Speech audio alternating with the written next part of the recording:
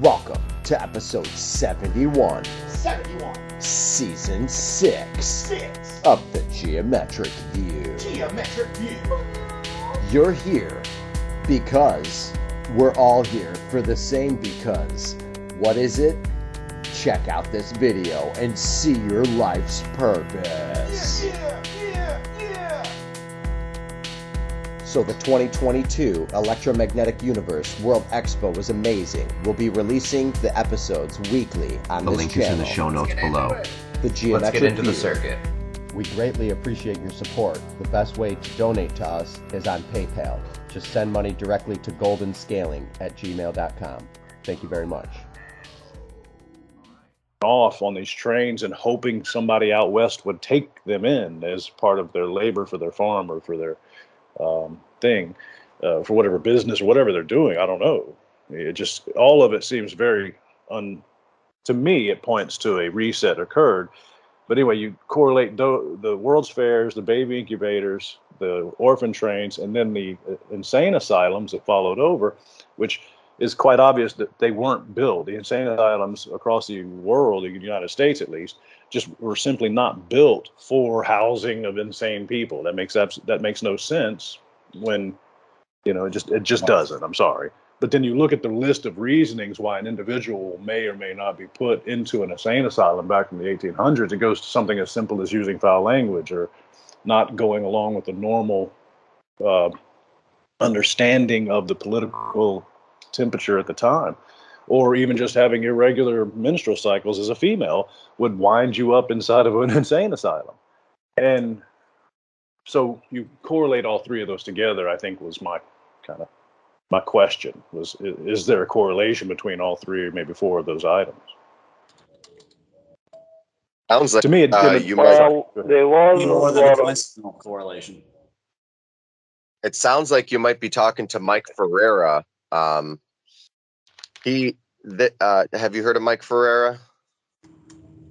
I've seen the name somewhere. I think I'm sorry. I'm very poor with recalling names without. It's the ancient minor Earth guy, talking about humans that used to mine the Earth. But he's the first person I heard this theory from. That there was a reset, or humans came here in 1830, because of all the incubators and all that other weird stuff. I mean, I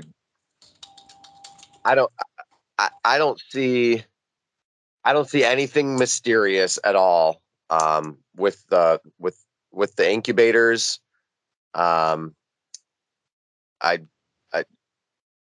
There might have been a baby boom, as far as shipping the children out west to go work. Mm-hmm.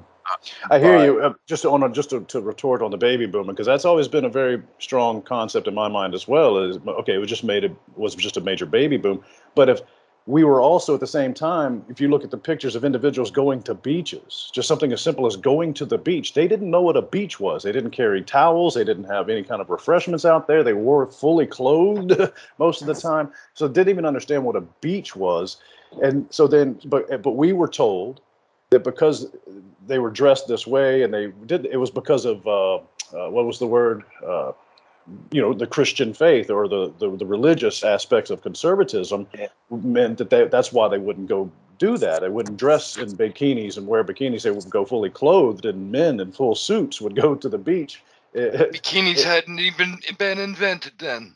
Right. So if that's the case, then how was there a baby boom?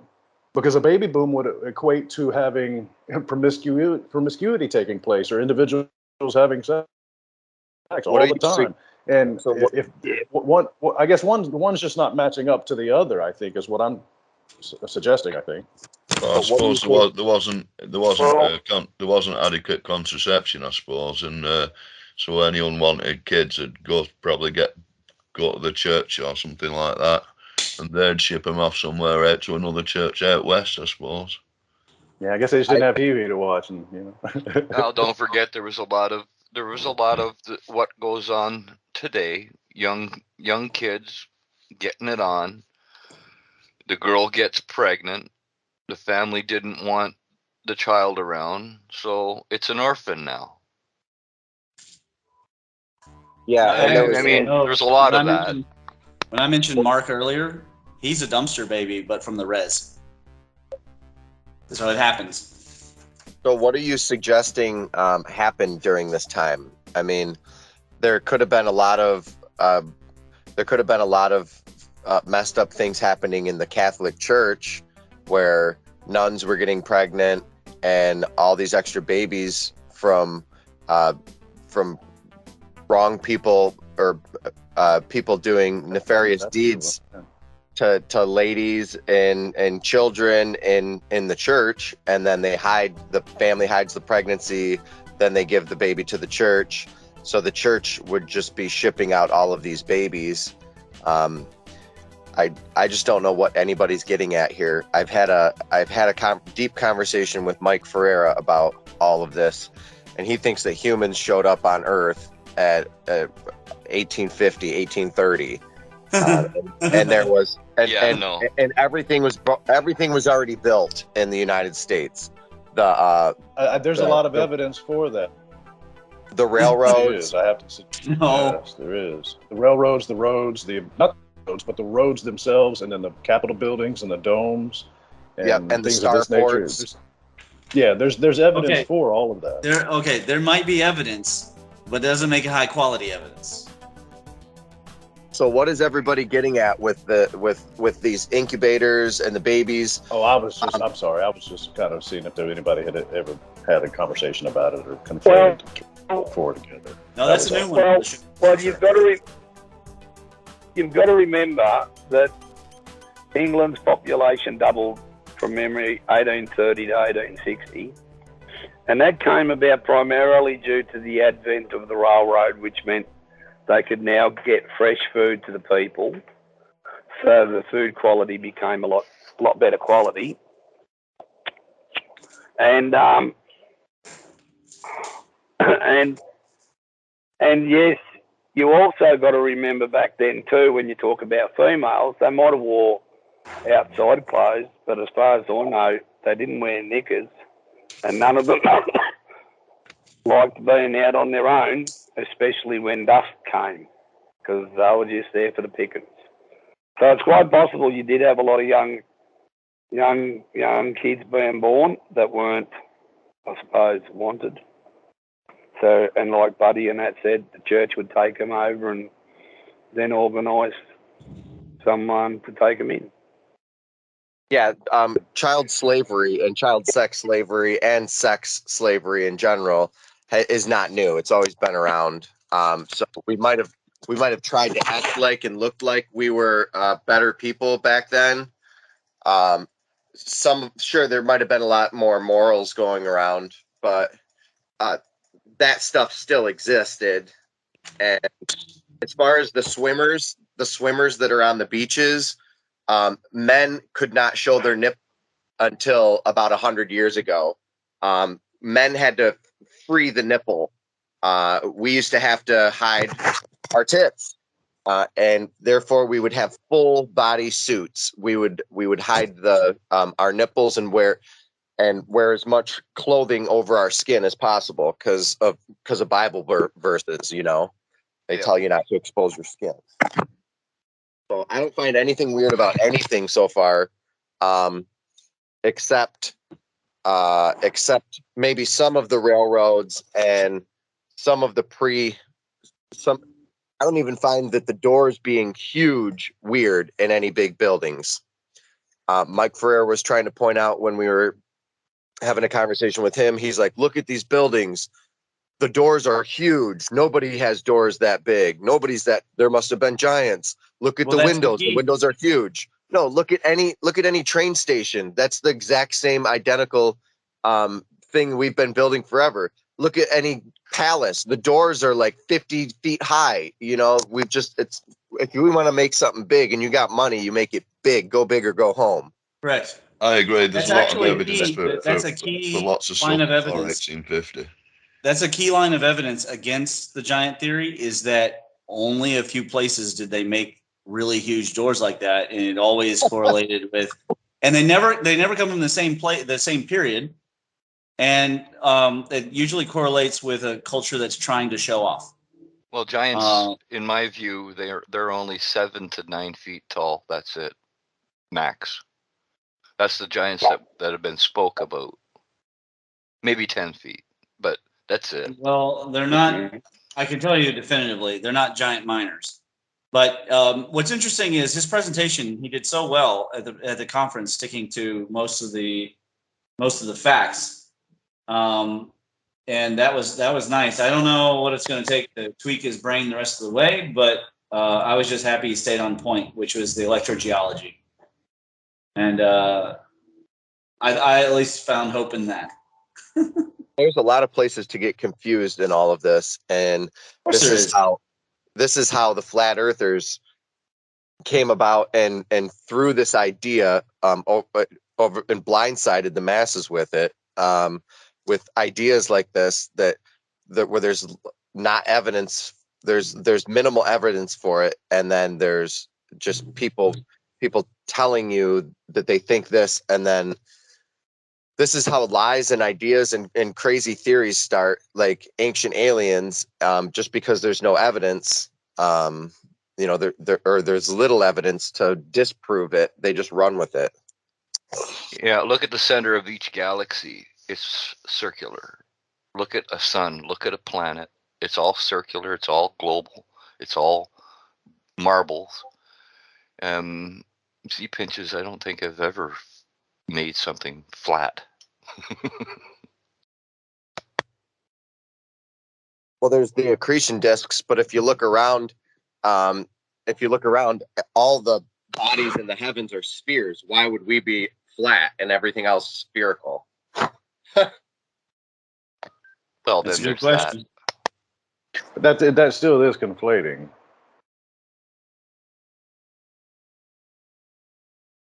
Because what we're seeing up in the skies are circles, not necessarily spheres.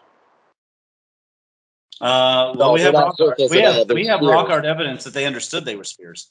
It's a fact they're spheres. Look at the way that light casts on a We knew sphere. the Earth was a sphere.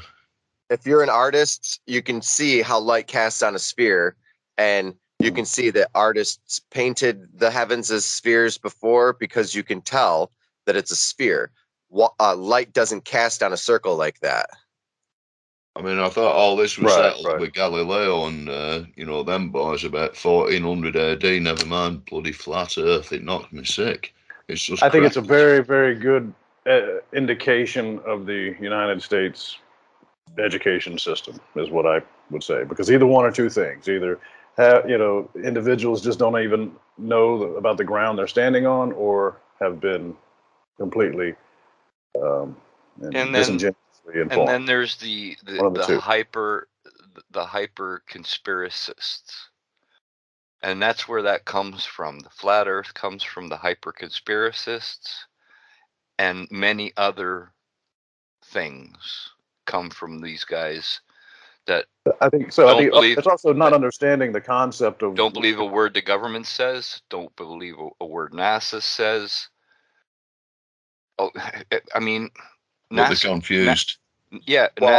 They're total confused people. But it's just not understanding how the retina works, how the eyeball works, how light travels, all of those things. Of course, you're going to see things in certain ways. Yeah. Right. Mike Ferreira is a flat earther. My ex-wife is a flat earther. My current girlfriend is a flat earther. There's no convincing anybody out of this. Okay, now it's the numbers that get me. The math really hurted. The math really hurts. Well, as soon as you start becoming a conspiracy theorist, all of these theories make sense. And then it's anything that's against the government. As long as it's against the government, whatever the government says or whatever the mainstream physics say, that's what it is. You go up to a high enough peak with a decent view, you can perceive the curvature of the Earth. If I went up and if I took anybody up to the Space Needle or the space deck on the CN Tower and brought a yardstick with them, I could convince them in 2 seconds. Here, hold this yardstick up against the horizon. Yeah. Listen, I've climbed. I think you're trying to pull them all over. I've climbed Mount Fuji. I've climbed Half Dome. I've been out in the open ocean as part of the U.S. Navy. As far as the horizon is concerned, again, that is simply just photons hitting the retina. So I agree with what you're saying. It's a geometric horizon versus an optical horizon that I have the biggest issue with. What we've been told is the actual physical, numerical, geometric horizon is hard to hold up in any kind of litany or any kind of true, whatever you call it. Well, then there's the laser experiment that the flat earthers tried to hold and show us that the Earth was flat, and they proved it was round. They proved it had a curvature because the laser didn't hit the mark; it was above the mark.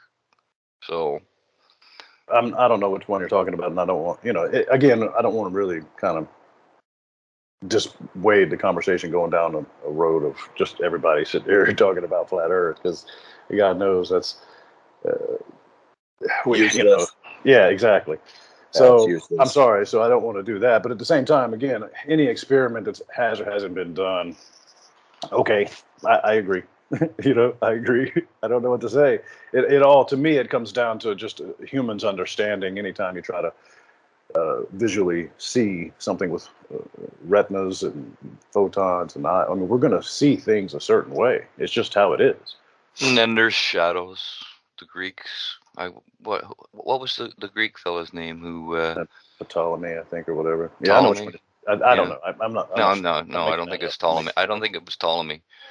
The very simple way of proving it was you dig a well at the equator when the sun's overhead, and the sun will go to the right to the bottom of the well, and then you dig another one, say in Egypt, 200 miles north. That's all it needs.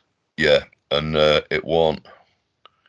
That's until until the sun's moved sort of overhead at solstice.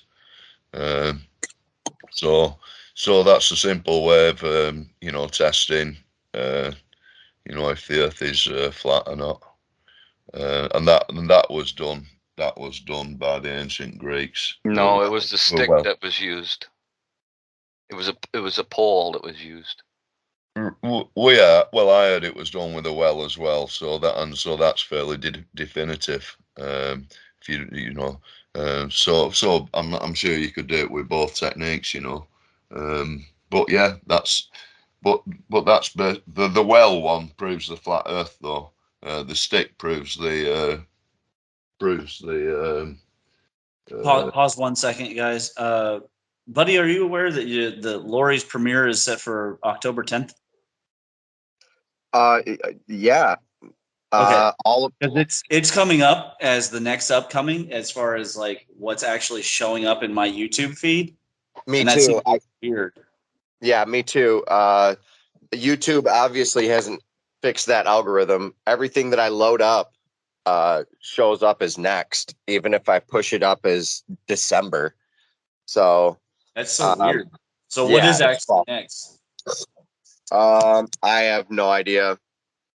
Okay, that's fine. I just wanted to make sure nothing was broken there. You just have to go to the geometric view and look at the dates, to find out which one comes up next.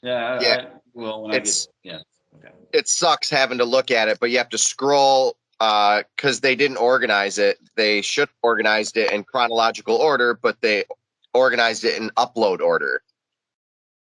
So, also, I'd like to say that I'm very perceptive, and I noticed that the electric universe people have been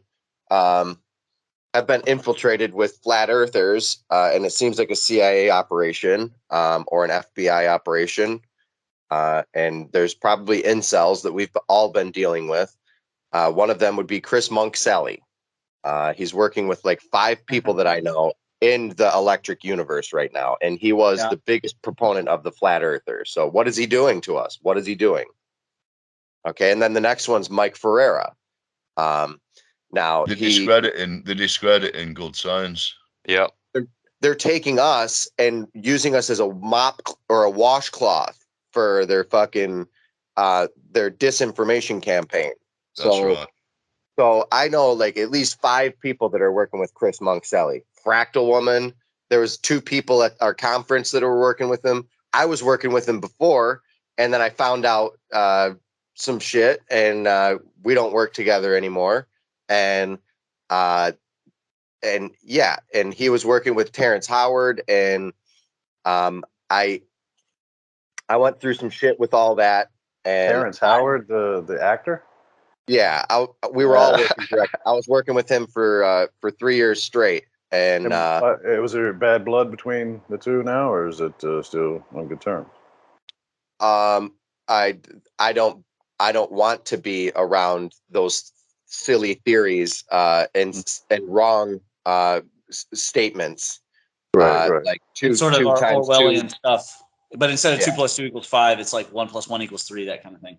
Well, if you look at the Pisces, I think that's what they're referring to when they say that the Vesica Pisces. You guys familiar with the thing? That's what they mean by 2 + 2 = 3. No, he meant it literally. Yeah. No, his was 1 × 1 = 2. Yeah, that's what it was. Sense. Yeah. Yeah, that makes more sense. Yeah. 1 × 1 It's just = he 2, didn't. does it? Yeah. All right. So he's probably a mathematician then. This fucking idiot. Well, I think he's an actor. In your speak, Nick, he's knackered. There's something wrong with. There's something going on there. I saw some speech that he did. Sorry, buddy, I didn't mean to hijack and interrupt in the middle of your sentence there. I'm sorry, but he just got onto this thing. I saw some clip of him getting in front of a bunch of people talking about how he had memories of being inside the womb, and then all of these things that flowed from there. And I'm like, okay, great, good for you, but what in the world are you trying to say with all that? Right.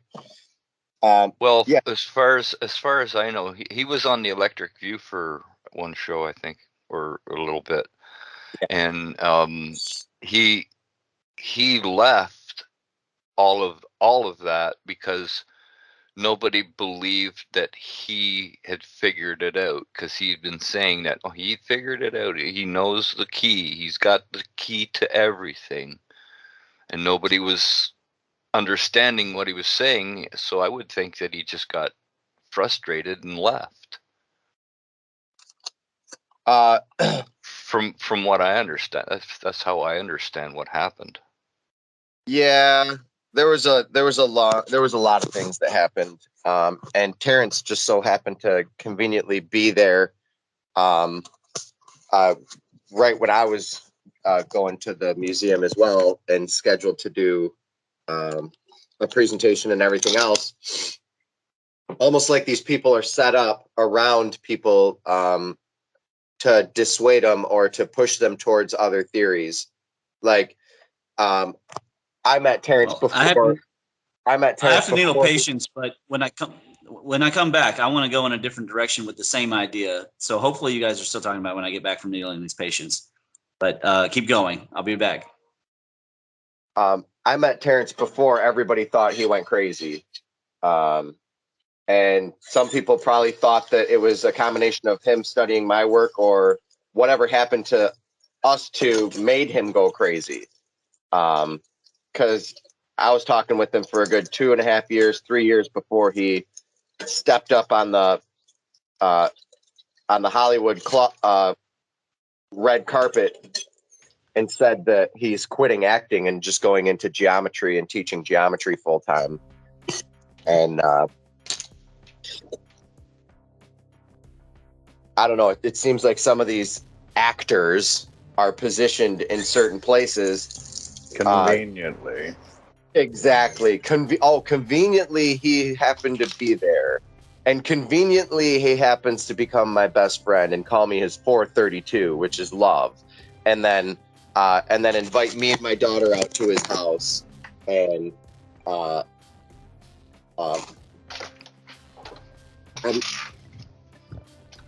I'm not going to say any more about it. No coffee? There's some hard feelings. Yeah.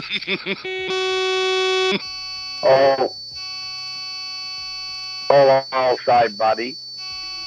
Good on you. What's Sean. that noise? That's main coffee. Now, all I'll say, buddy, is with these, what you're talking about.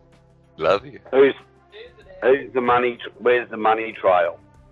Obviously, what you're talking about, buddy, is someone is possibly behind the scenes paying them.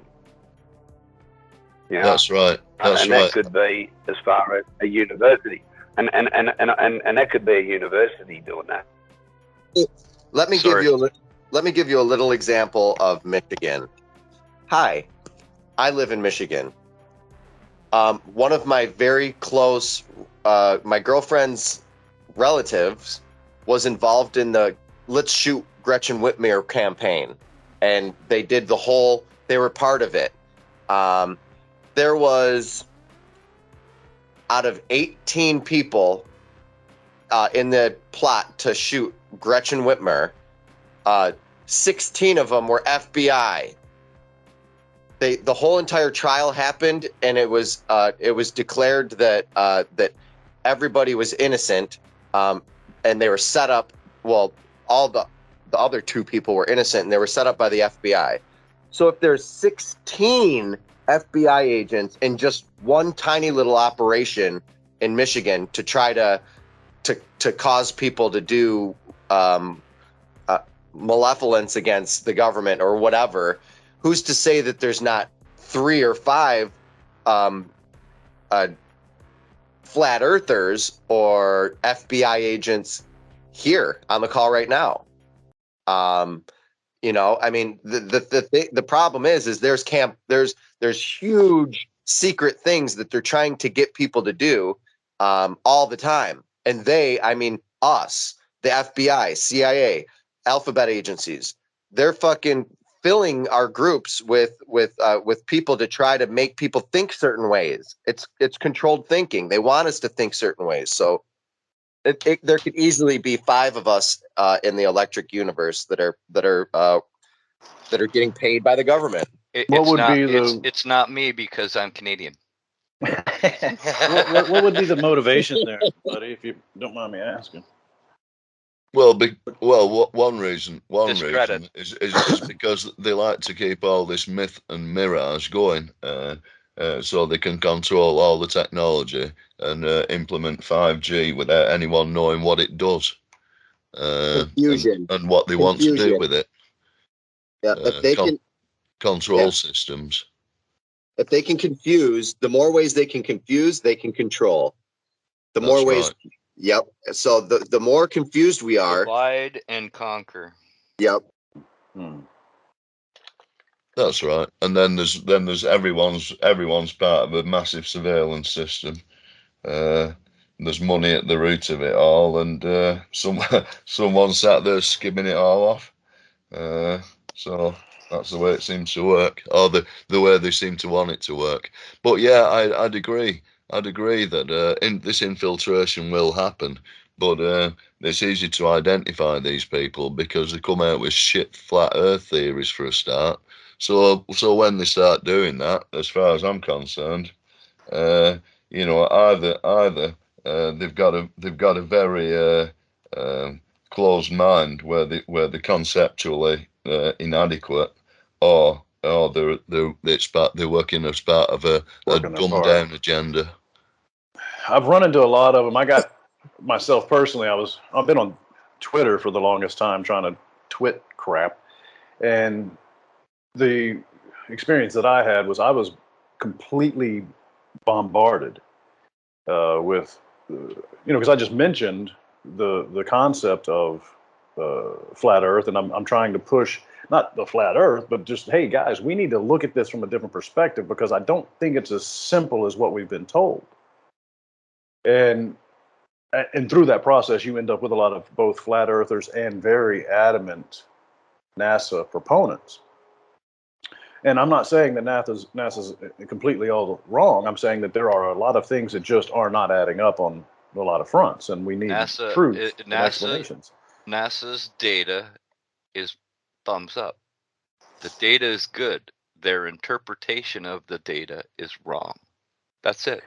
Yeah. So, through that regard, what my experience was just a complete bombardment and almost harassment. So I guess gang stalking is the term or whatever. Until I got frustrated and said, hey, and started calling them names and got myself cut out of that forum. Well, I think the Main Street hate the flat Earth concepts, and I think most, I think the electric universe doesn't tie in with any of their concepts, as far as I can see. So, as far as I'm concerned, it's got no value at all, apart from just a corruption of people's concepts. Yeah. I can't be fairer than that, and like you say, it is a signature mark of those who would wish to disrupt, a think tank, a conversation. I will say, guys, that I have applied to the CIA. I have, but that was like years ago, and I never heard anything back. So. Well, yeah, I mean, you're not the only one. Ramon was in the NSA. So, I mean, none of us really know exactly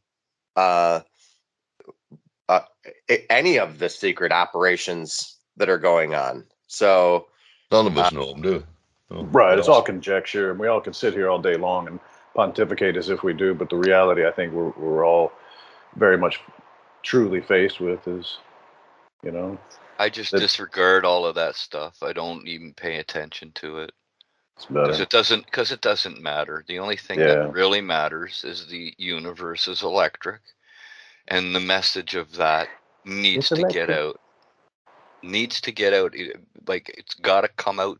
It's got to be known by the public. Our ancient history has to be understood in a way that people can easily pick up on it. Digest and I think that's not difficult if we just go back to myth and start using myth, telling people that it's our history. It's not some silly story. Well, it is a silly story made up of from planetary and plasma and plasmatic. The truth is liberating around these planets, and yeah, I mean, knowing is a good thing. Trouble is, Shockwave, when people know, they're often not as easily led. True. Exactly. And at the moment, we tend to have a big, large amount of society that would rather follow the Pied Piper than have to truly be accountable. Exactly. They've got heads buried in the sand. Now, the way our research is going at the moment, it's been productive this last year, as far as I can see. The conversations have gone forward. We've discovered an awful lot. Resonances are coming through. A lot of historical things are tying together. Chronological things are tying together. There's so much good stuff to look at that I think it's we don't want to go off. We don't want to go off tangent. Yeah, we don't want to get diverged. No, we don't. We don't. And so, and I think, buddy, you've got to be very careful about these people, because you've already had a bad experience with one of them, didn't you? When you went to that gallery thing at when you were meant to be doing a show there. So there's obviously a load of jealousy or some shit going on, man. So, or there's something wacko going on, isn't there, pal? So you've got to be careful, I just went to LinkedIn, And my ex-boss, my old painter boss, he likes a post. The post is from Susan Pavan, Nuremberg, Germany, DE. Why would thousands of citizens, including reports of medical practitioners, reportedly be protesting at the home of the first war crime tribunal in history, the Nuremberg trials, and is not being reported on? And then it goes to a video showing thousands of people standing out in a field in, like in Nuremberg, in the city, protesting. What? COVID and controls. Wow. Sorry, I just thought I'd mention that. Nuremberg trials people for these COVID fakesters. Right. Well, I heard Fauci resigned or something yesterday. No kidding. Yeah, but he's moving on to other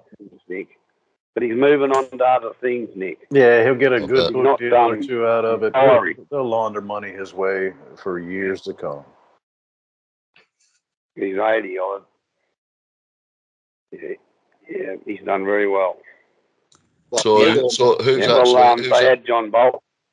who's actually getting They done had in these John war Bolton. trials then, Richard? You guys, when we rewrite the history books in the future, Fauci will be like a Hitler. What was that? When we rewrite the books, the history books in the future, Fauci will be like a Hitler. But Well, he definitely deserves an entire POS theory paper all by himself. No, someone posed a question to me. Oh, that were me. Well, I can't remember now. Sorry about it. Don't worry about it. All right. Now, I said I had wanted to come back and comment on Buddy's. I'm trying to remember the exact thread. He's talking about psyops, misinformation, and are these planned? I wanted to go with the possibility of it being describable through the MEMS philosophy as an emergent property, a fractal property, where, and hear me out, usually, and I think Distinti is the first one who voiced what I had noticed, is that usually our first explanations for observed phenomenon turn out to be wrong. Like usually our first theories turn out to be wrong. And in Taoism, there's the concept of two things that get in the way of the adept who sincerely wants to succeed in enlightenment and alchemy. And one of them is called oblivion and the other one's called distraction. And between the two, it's very difficult to break through what the Hindu called Maya or illusion. And that's because of the nature of the gunas and the skandhas and dukkha in general. So the question is, how do you break through Maya? Like, what is necessary to break through illusion and delusion?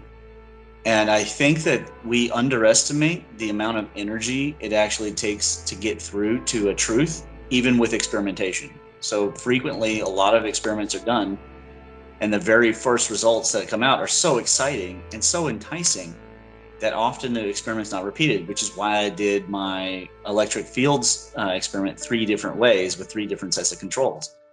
I tried and I was verifying that it was a thing that was really happening and not just something I wanted to be true, because I had an intuition that it was electric fields and not magnetic fields. And each time I tightened the controls, it did get tighter. The ratio of the change in the electric field to the change in their self-reported pain did decrease each time. But the good news is it always stayed over 1-to-1, whereas the controls never went over 1-to-1. They never even got close to 1-to-1. So they were always closer to, towards 0. So, and the controls tighten that too. So I think that there is a tendency of people who, when they first discover the mainstream has lied to them. Of course, they go in the exact opposite extreme direction. This is like the college experimenter who discovers, that they don't want to grow up. They don't want to be the way their parents were and all this stuff. And so they go so opposite. And sometimes they lose themselves.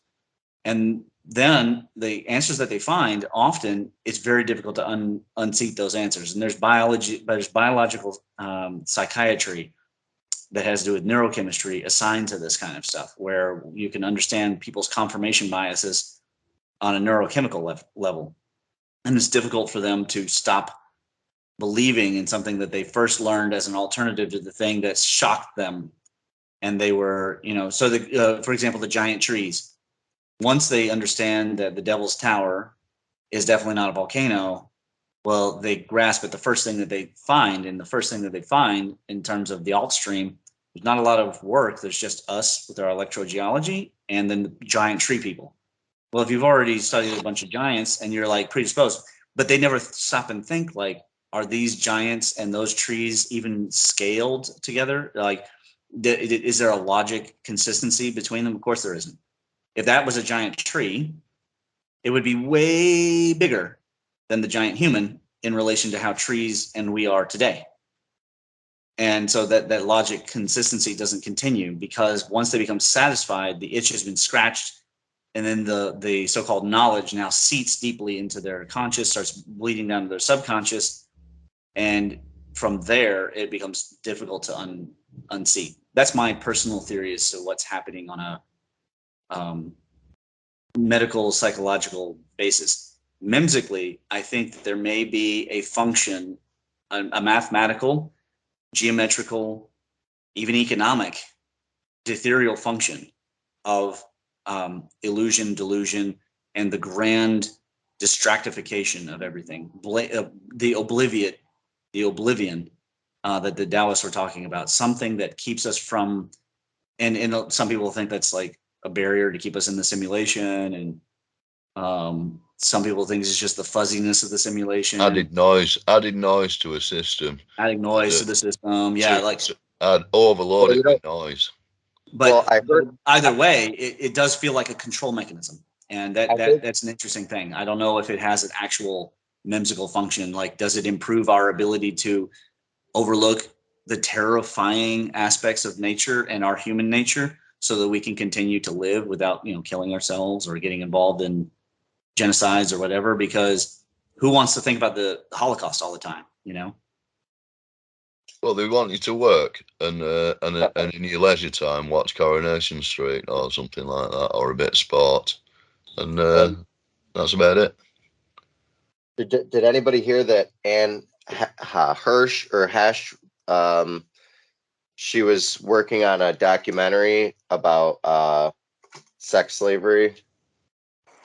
Yeah, there's a lot with that whole thing that was just what happened? Sorry, a bad farce.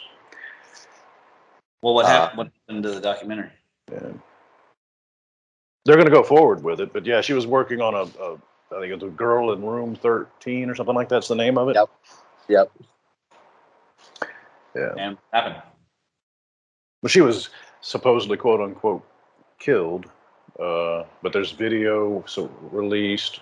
I don't know. If you guys are familiar with and sorry to totally go off the rails here, but there's an ex-football player named Larry Johnson. He's on Twitter or whatever. He played for the Kansas City Chiefs as a fullback or running back for a while. Went through a very rough, difficult time, and now he speaks out very heavily against the mainstream media and the things that we constantly are fed in the news. And he did a very good presentation of this. You see her being pulled out of the building. She gets up off the stretcher, tries to rip herself out of the bag as the fire department's shoving her into the back of an ambulance. You're trying to figure out what in the world is all of this really taking place here. Because she's obviously alive, but then there's no paramedics. You just see the fire department. It's like none of it's making sense. It's like what Buddy was alluding to earlier with there's 18 individuals involved in the Gretchen shooting plot, and 16 of them are FBI agents. Well, here we go again. Same thing with this whole Anne Hesh thing. It's just a big, to me, a distraction yet again. Yeah. So what happened there with the Whitmer thing is there's not enough coverage about it. But what happened is the case was dismissed against the people and just thrown under the rug. And like, oh, forget about that. The FBI was involved. Okay, next. We didn't get enough distraction. Let's just, find some other rubber to meet the road to get everyone distracted on. So, Okay. And I don't understand the I FBI, can't honestly. tell What if was their anybody's understood role in this what world I right was talking now? about, or Sorry. if we're moving on, or Well, if you look at the FBI working against the Trump organization, it seems like it might be one-sided or infiltrated with certain way of thinking people. I don't know. I mean, and then does it go back and forth when the cabinet switches, and then all the cronies of the one party come to the other, and it's a double-headed hydra, and it's connected. It's one system working for one goal, no matter who's at the top. You know, it's Robert funny, Baron, Buddy. Monopoly It's Man. funny that Buddy is bringing this up because I've been writing my Batman story again, and the conspiracy in that story is so intense. So it's just kind of funny. Well, could I add a little bit to it? Go ahead. What you are talking about over there. So tonight, you got John Bolton in Australia. By the look of it, well, it looked like he was in Australia, and here he is on the national broadcaster, and they're talking about all that's been going on with Trump, and he's talking about how, Trump was unsuitable to be president, and the book he wrote, and the FBI, and the Constitution, and how, Trump's saying one thing, but his lawyers aren't saying it. And it was just interesting that you have us, who's part of the Five Eyes thing, and that was actually mentioned. Well, are the other members of these groups getting a bit edgy of how safe is a classified document in the US? All right? So you've got all this also creating a, what could you call, people, an insecurity. And the interesting, you get what I'm getting at is the interesting thing. He was sitting at the table with this reporter interviewing him. So obviously he was in Australia. And it just I'm sort of like, well, what's all this really about? Control.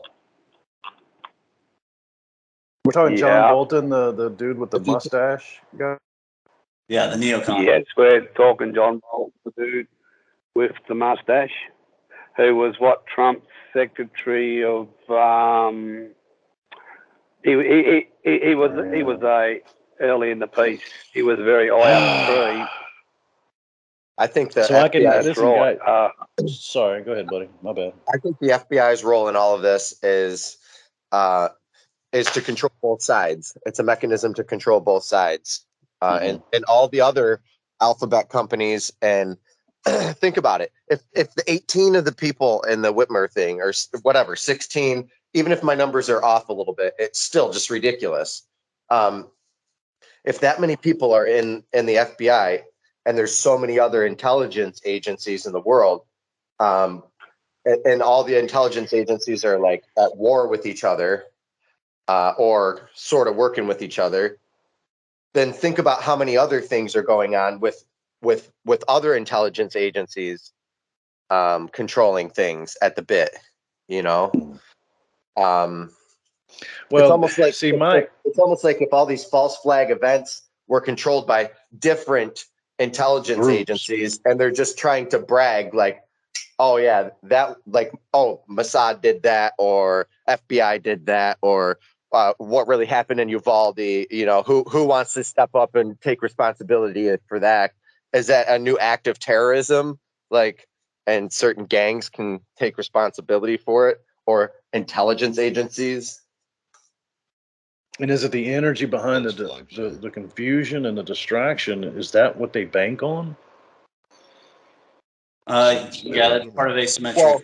It's called psychological. There's a paper you can read called "Psychological Operations in Guerrilla Warfare," and guerrilla warfare, of course, is the most famous form of asymmetric warfare. So that's a army. You can look it up. Anyways, it's It's a military document that's been produced.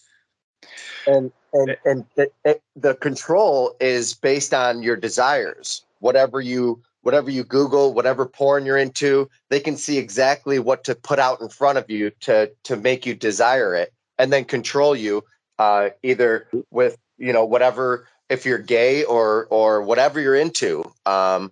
And see, that's why you don't reduce your frequency by looking at porn. You don't get porn into those or anything, even your addictions. They can just lust in itself. Yeah, lust in itself. If they see that you like It doesn't actually drugs, matter what the item is, and I want people to understand the theory. As I covered it in the show. When was that Pulse show on Rex's channel? It was probably like 3 weeks ago. It doesn't matter what the data point is, because every data point, and this was made clear in an Art of War text. Could even be something as simple as ego. It's a couple thousand-year-old text, but it made the point that even if they're an honorable or righteous man, you can use that against them. Itself, yeah. It's just sort of a pressure point kind of idea, like Chin-Na. In Chin-Na, the movies always misdepict Chin-Na. They depict it as like they make crunchy sounds and all this stuff. There's no breaking and crunching in Chin-Na. The point of Chin-Na is that the pain causes the body to react in a way that you want it to, and their brain doesn't have a choice. And so you twist in a certain way, and because of the alignment of the tendons and the ligaments and the fascia, there really isn't a whole lot of option for them to resist. Now, if you extend that through the SHRE into lots of data points, which is what Buddy's hinting at, and of course the vices are the best. And that's J. Edgar Hoover did that kind of stuff at the beginning of the FBI. He did a lot of honey traps. But you don't have to use that. You can use what kind of church they go to, right? What if they go to a Unitarian church? You can then you can separate them from their voter base. There's almost any number of ones if you know how to apply it. The difference is right now, other than AI, how would you actually physically approach doing this? Software is the only way, and creating the Shadowgate software is probably the beginning of this. And I hope everybody here has watched the Shadowgate documentary, because it's something you need to know about if you haven't. Andrew, just real quick, sorry to touch on your John Bolton. I've actually had experience with that gentleman. Not him directly, but his, so Western Sahara. I'm not sure if you guys are familiar with this Western Sahara versus Morocco concept, but I know at the beginning of the Biden administration or the end of the Trump administration, or whatever time frame that was, I don't even keep track of the stupid politics, to be honest. But the ambassador at large, the individual that basically is the U.S. ambassador to Western Sahara, was introduced to me through a mutual friend. He lives in Spain, but he was in the U.S. Doing business, and I happened to be there in the U.S., and the law firm that I was working with introduced us to kind of see if we couldn't work together on some things. But through that process, I had to learn about the history of this Western Sahara versus Morocco. And if you look at that and see for yourself, John Bolton and him are very highly connected. He's actual close friends with Mr. Bolton. I never met the guy, don't know John Bolton myself, don't know anything of his politics either. But this individual was friends with John Bolton, is all I knew. And for me at the time, you got to understand, for me at the time, I'm just trying to get business. I'm just trying to do business, busyness. And I had not had any real kind of full concept of this universe that we currently live in at all, to be honest. And through that process, though, I was able to find that this entire group, whether it be that guy, who's his name? I'm drawing a blank. I can see his face. He ran the CIA forever. He went to Yale. He lived based out of Kansas. Hoover? No. Dang it. I'm drawing a blank on his name. Sorry. Recently or a long time ago? No, just recently. He ran the CIA just recently. What's his name? Mike Pompeo. So Pompeo. Yep. Yeah, so Pompeo and then the whole group of those guys, all of them, are heavily, I'm pretty certain, invested in this Western Sahara concept because of the offshore drillings. Because when I went and started getting into this and researching it, I got into the Western Sahara rights, the rights to the ports, the rights to the land on the water, who was doing what. And everything just kept pointing back to all of these guys back there in the U.S., whether it be Pompeo or Bolton, and they're all pushing for this separation of Western Sahara from Morocco. And I got to say, I mean, and it's kind of obvious that it has to do with the mineral rights and the oil rights for that location. So again, it comes all back down to money. But I don't know. Anyway, that's just my experience on the whole thing. Sorry. I never really kind of I'd agree with that concept. I'd agree with that. Most of these people aren't in politics for the money from the politics. And we've seen that in our country. Nick's seen it in England, whereby you'll have someone go into politics and like they're doing okay, but they come out of politics 10, 12 years later, and like the next minute they're off, and like what they get after it is really huge, and they become very wealthy. And like when you're talking about Bolton, you know, I followed him a bit over the years, and if you remember rightly, Trump was starting to get the talking happening with the bloke in North Korea. And of course, you're not going to do a deal with him in 1 or 2 meetings. You need a few more than that. And then it was spoken where Bolton went over there and met him and turned around and told him if he didn't do what he was told, he'd end up like Gaddafi. And he said, your plane's out there, get on it and go home. And that was the end of it all. So, you know, I see people like Bolton and Pompeo as, yeah, they're prepared to sacrifice whoever for their wealth. I don't think it's really only money. Just the way I honest. And if people want me, when I I can elaborate more on this, but there's a technical term in the art of war. I agree with you, Ramon. There's a technical term in the art of war called the royal sway. And the royal sway, of course, is best had if you have the hegemony, the Ba. But the royal sway essentially comes down to influence and access and, you know, power. Money is only one part of that, but a lot of these guys I agree with that. It's not the money, it's the power that comes with it.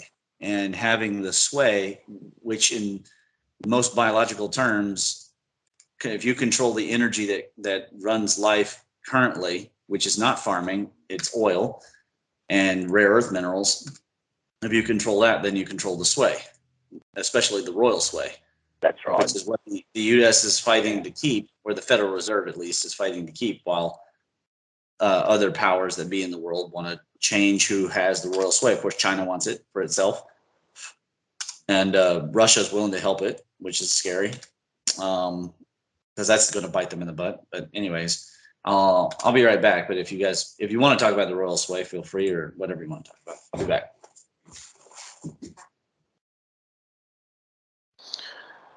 I could definitely see that.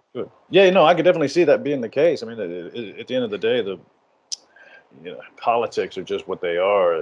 It's the 2 or 3 tier down level of showmanship for us peasants out here trying to make sense of what's really going on.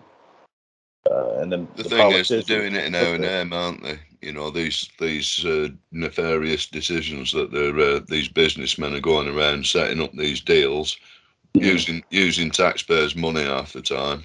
It normally winds up in breaking the bus in the areas that they go to, polluting them beyond repair. And then at the end of it, when the businessmen have split with all the money, then the taxpayer has to, start philanthropy, bailing these places out. It's empathy. At the end of the day, the lack of empathy, if you find throughout the business world, I was very, very unsuccessful, just to be clear in that regard. I made a lot of other people money, but I was just, for myself personally, was very unsuccessful. And I think a lot of that had to do with the fact that in order to be at these high levels, the individuals that I'd come across had no empathy whatsoever. They didn't even care. what their decisions would bring about, or what their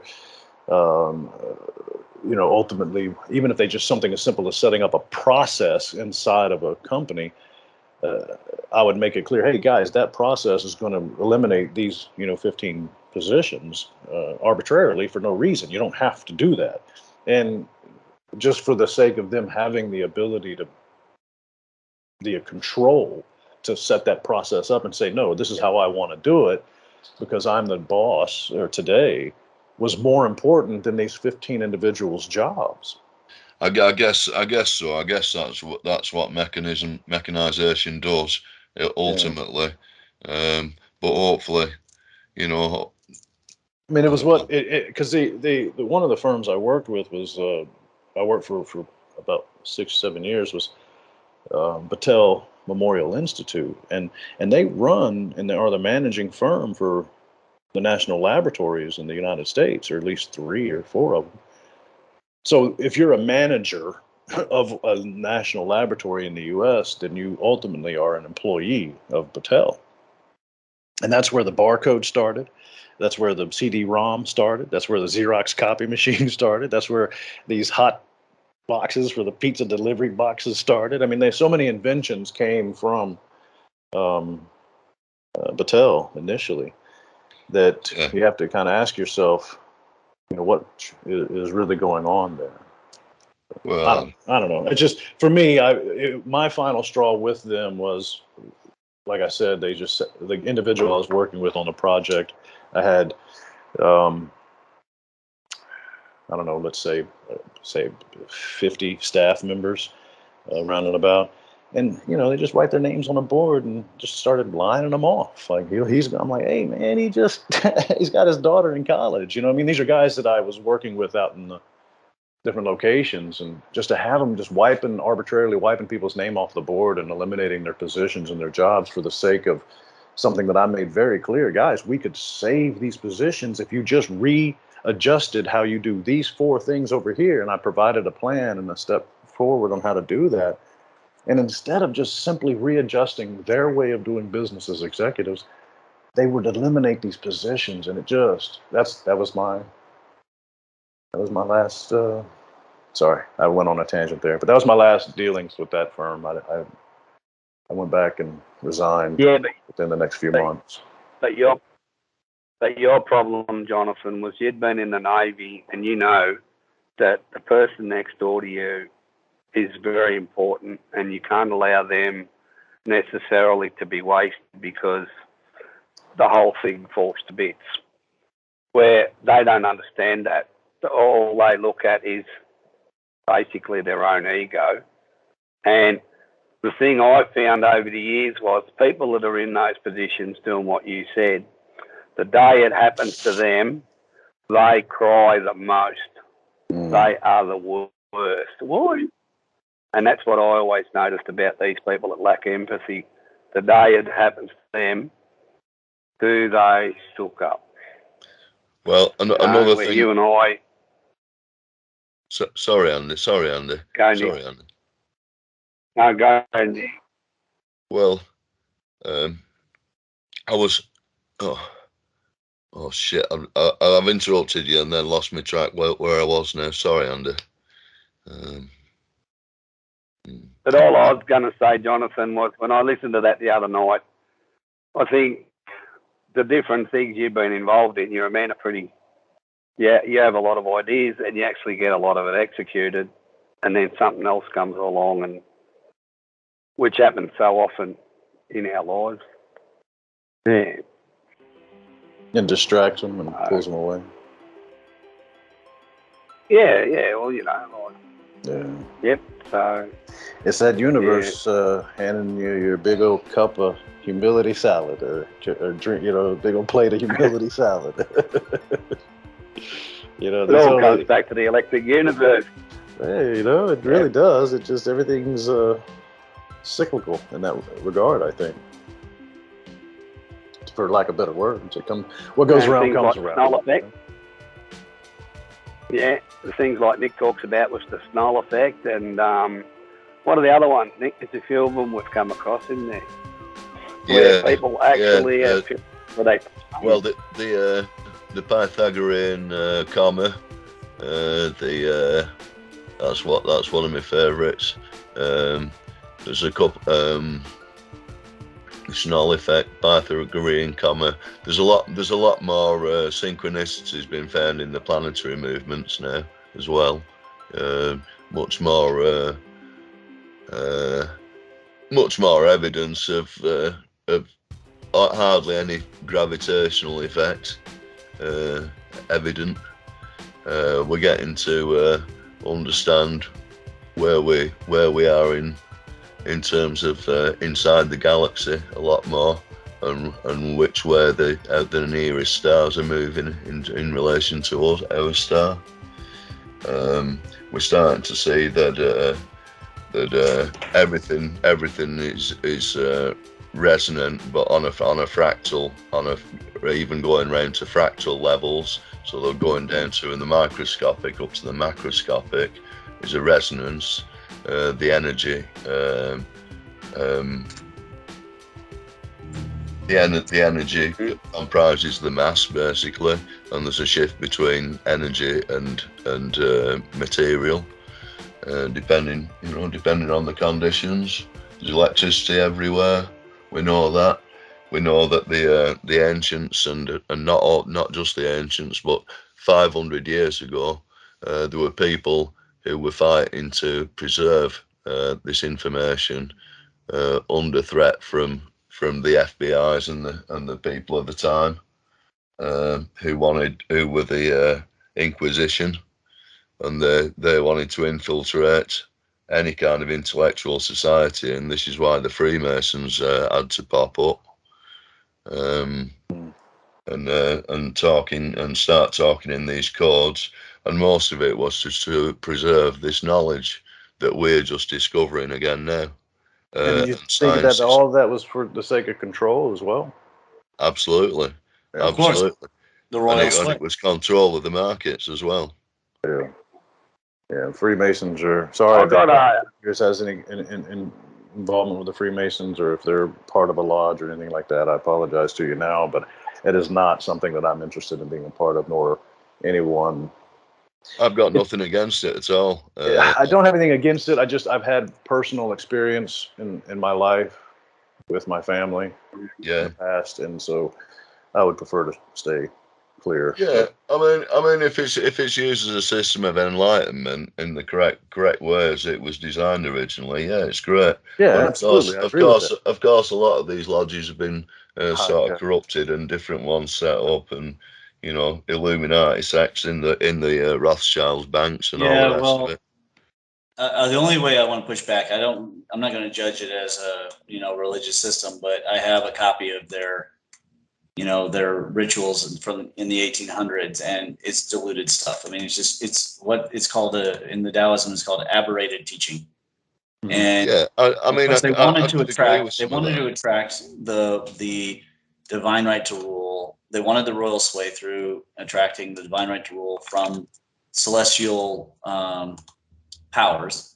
Mm-hmm. But when you read the rituals, they're pretty nonsensical, to be honest with you. There's nothing particularly logical about it. It's really weird stuff, and it reminds me of a form of population control. In this case, their own membership through just getting people to do ridiculous things. And when you read it, you're sitting there going, "There's no way anybody thought that this was a coherent logic system." My uncles and grandfather side of his family, they were all sheriffs and police officers all through Birmingham and Bessemer and places like this in Alabama during that, the time frame that we all know was just the 60s, 70s. They were all sheriffs, and you don't get to that level without being quote unquote connected inside of these lodges and places like that. But anyway, that's another story. A lot of very, very bad things happened in that time frame to a lot of people that I just, I don't know. Well, people with the same sort of ideological makeup, hopefully wanted to be in a position originally to to share their information and discuss it in sort of freedom without freedom of persecution. Of course, all they were doing was investigating science. This is why the Rosicrucians had to start up, so they could use these codes to communicate, mainly internationally as well. And of course, the ideas were so effective that they were kind of copied and corrupted into these Masonic forms, which of course in the UK, Prince Charles, I think, is the head of the Scots Rite, I think now. So it's not, it's just not fulfilling. I know the Rothschild Masonics where I live. It's basically where people go to get job deals done. Business connections, and that was the thing that pushed me the most against. To be honest, for the current modern day. Now, I had my own things as a teenager and a child from my grandfathers and being sheriffs in the civil rights era, but from that to the current era, I've visually witnessed the Freemasons, quote unquote, establish a mobile hospital outside of the VA, build it up, shipped from Florida, tear it down after receiving only one patient, tear it down, and then build it back. I mean, it was a complete and total mobile hospital outside of the VA. Now, the VA had all its own facilities, but the mobile hospital outside it was specifically for this entire COVID shenanigans. And so they built it up, tore it all down, and shipped it twice. And what did the VA get? They got a golf cart that said contributed by the local Freemason Lodge, blah, blah, blah. So they got a golf cart out of the whole deal. The Veterans Association did. They got a golf cart. But whoever this group is built and tore down. And I'm telling you, this mobile hospital, there was at least $1 million contract. And based on the emergency needs statement, if you do an emergency needs statement, or an urgent needs statement, an urgent needs statement, you can justify no bid contract. You can justify a high dollar value figure because it's an urgent need. But basically, that pad the entire thing, and it was just a funnel of money. Now, me personally, at the beginning of the thing, I had a lot of friends begging me to get into the PPE and help them because I got friends in Turkey, I got friends in different places that were trying to, hey, let's do some PPE. We can get the masks, we can get the stuff. I got the guy that's got the connection with 3M. We can get the masks. And I'm like, whatever. I'm like, guys, it's all a scam. What are you doing? I'm not going to sit here and make money off of this stupid scam. It's not right. A lot of people did. A lot of people did. And I guarantee you, if you go back and look at the books of each one of these lodges, these companies that did all of this money and made all this money and funneled all this stuff through different organizations, the majority of them are going to be inside of these Freemason lodges. Sorry, that's my rant. I'm sorry. I'll stop. You don't have to stop. You don't have to be sorry or necessarily stop. Now I kind of mentioned something when we're talking about what is it all about. Well, I posted that thing a couple of days ago with Bruce Lipton, right?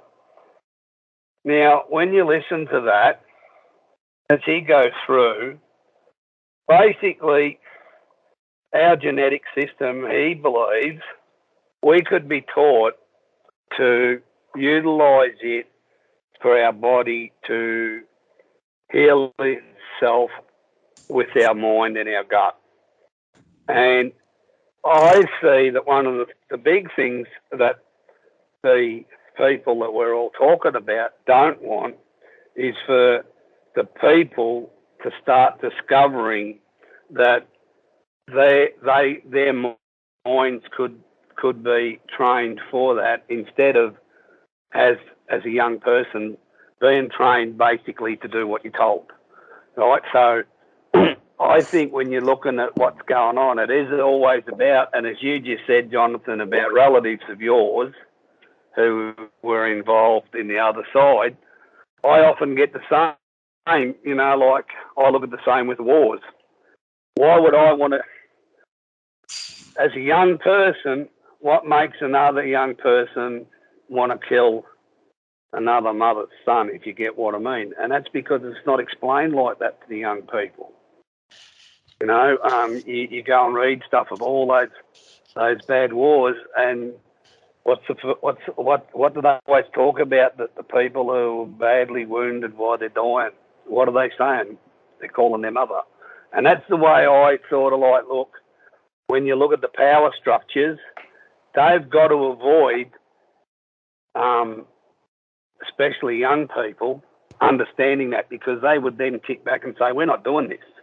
You know, what would happen if a police force all of a sudden said, well, hang on, as long as you don't go around destroying stuff, go ahead and protest. You know, make the government sit down and discuss what you're talking about. But instead, they're sent in, and they're sent in to create an equal destruction to let the politicians off the hook. Yeah, bust skulls. Yeah, so it looks like you've got to set up a life where this affects you less and less, and as least as possible, so you don't really have to listen to all the spam that you're getting. That you can concentrate on the path the true path that your mind's taking you, and the research where it's taking you, and you know, maybe hopefully try and separate from as much as you can from, you know, a lot of aspects of the outside world that are controlling. What I can say is that I am really grateful to have found you guys, to be honest, because it was a month ago. I went to the local sheriff's office here. I basically sat down and said, hey, I just would like to know what your advice would be on X, Y, and Z. And I kind of explained to him my scenario and who I was and what I'd gone through in my life. And I'm like, what do I do with this information? And this is an older gentleman. He's been through it. And he said, well, listen, I'll tell you straightforward, dealing with individuals that have come from the DIA or, you know, DOD and DO, whatever, 3-letter agencies that have come back from being over in Afghanistan or Iraq and these places that have just basically too much information. And he said, I'll tell you the same thing that I told them. And he said, this road you're going down leads to 2 places. One, it's on my floor, handcuffed and injected with debilitating drugs and then shipped off to a mental institution. That's one. Yeah. Or 2, a hooded helicopter ride with no doors over the swamp. That's where this goes. And that's what that man told me. That was his advice to me about trying to get this word out there about this whole whatever it is, you know, the lies that we all live up underneath. He told me those are the two places this ends up. And I'm like, well, thanks. I appreciate the advice. And he was being kind, and he was truly being kind. I'm not trying to say that he was an older guy. He was really trying to advise me with a good heart. I think he had a good heart, but he was telling me straight up that this either you're going to end up on my floor handcuffed, injected full of drugs, and I'm going to ship you to a mental institution, or 2, you're going to end up with a hooded helicopter ride over the swamp with no doors. So just to say that, you know, that's my personal experience with that. And so, you know, just what do you do? Do you keep going? Yeah. Do you stop? Do you try to say something? I don't know. Obviously, in so many things, as you get older, you realise the old words, you know, the 3 wise men, me no see, me no hear, me no speak. And more and more as you get older, you realise that people who... So I always put it like this, and I'll use a business scenario. So you have someone going to an up-the-chain manager about something that a manager lower than that person's doing that may be really wrong. Well, eventually, if that person decides they don't want them around anymore or see them as a threat, they will get rid of them. But then I've witnessed over my career, the person that went and gave that person the goods, so to speak, within a short time they got eliminated too, because they know too much as well. So I always look at, be aware of what's going on around you, and try and keep your own own house clean. And that would probably be the advice that old fella was giving you, Jonathan. Yeah, I don't think you should. I don't think anyone should remain silent, apart from if he knows, if he knows secrets about stuff that are dangerous, basically. I mean, if it's just research and how you view the world, and I think that's just free speech, isn't it? But I think if you're if you're in a position where you're attacking someone's source of income, maybe that there might be some threat coming from some angle, I guess. I think you've just got to sidestep them and keep out of the way if you can, I guess. That's all. Yeah, sound advice, I suppose. For me, it comes down to, whatever. It's just hard to. It's hard to take it all in, fellas. There's a lot of great stuff to look at. There's a lot of great stuff to look at, and I really recommend all the most of the Electric Universe stuff and Wal Thornhill and them boys, because they'll give you the perspective on all the physics of it, and from lots of different angles. It's they're pretty brilliant shows, and they take quite a lot of getting to understand the concepts. But I think Andy was talking a minute ago about self-healing, or was that Ramon? Was that you? I think it was probably Ramon.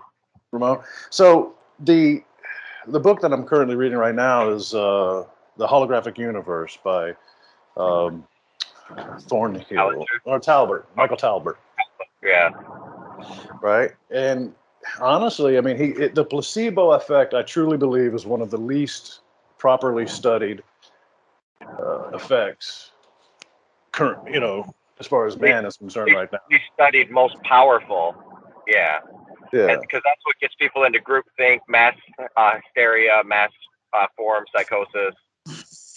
Why is it that we have to have a constant stream of negativity being poured into us? A child, again, Andy was talking about how the individual in war, they commonly all cry for their mothers, at the time of being shot or injured. But how many nowadays are we seeing from basically moving of the middle as far as what's normal back in the time frame when the movie Gone with the Wind, right? Gone with the Wind came out, and it was banned in the South. All across, no theaters were able to show the movie Gone with the Wind because of one of the most famous lines in the movie. Frankly, my dear, I don't give a damn. It was considered a cuss word, and it was banned. But yet today we see children growing up. How many murders and deaths and kills do they have on their video games before they even reach the age of 15? Yeah, absolutely insane. It's just insane. Yeah. Not to mention the access that they have to everything on their phones. Right. And so this has got to have a massive effect. And it cannot be something that, like you're saying, Ramon, is not affecting the overall balance of this frickin' world. It's affecting the DNA, like Lipton says. The more your environment affects your ability to live, basically. I think it's mass-producing sociopaths, to be honest with you. Well, if your environment is completely polluted, you'll be in a state of confusion, and then your DNA is suggestible to control from other angles, I suppose. You don't thrive. Lipton's talking about if you think good thoughts and get to understand your body and breathe effectively, your body will respond. And your blood, Nick, your blood is the carrier of the information. Well, the more positive you are in the environment, the more positive people are oftentimes too. It's infectious. I agree with that. That's yeah, a true and it's statement there. curative as well. I think this is a healing. That's a healing phenomena. And so you've got to look at these how is this transmitted, and the placebo effect, and how it's related. Rupert Sheldrake looks at it. So you know, there's so much great stuff to get into, and you know, and explore, really, just explore. And I think the holographic universe, again, I think it's a bit of a black magic place. Let's stick with, for now, and time spirals as well, to be honest. Right. I can see, like, you know, the Snell effect describes time being well, the effects of energy over time being increased. And it's like an effect we don't understand, but well, fully. But it's tied to the movement of the planets, certainly, Jupiter and Saturn. One of my favorite things to do when it comes to the perception of time, there, Nicholas, is there's a great video.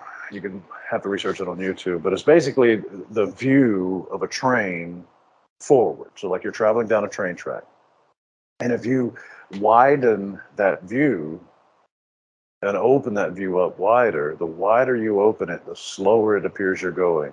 And then the more you close that view and narrow that view, the faster it appears the train's going. But the entire time, the train never loses or gains or increases or decreases speed.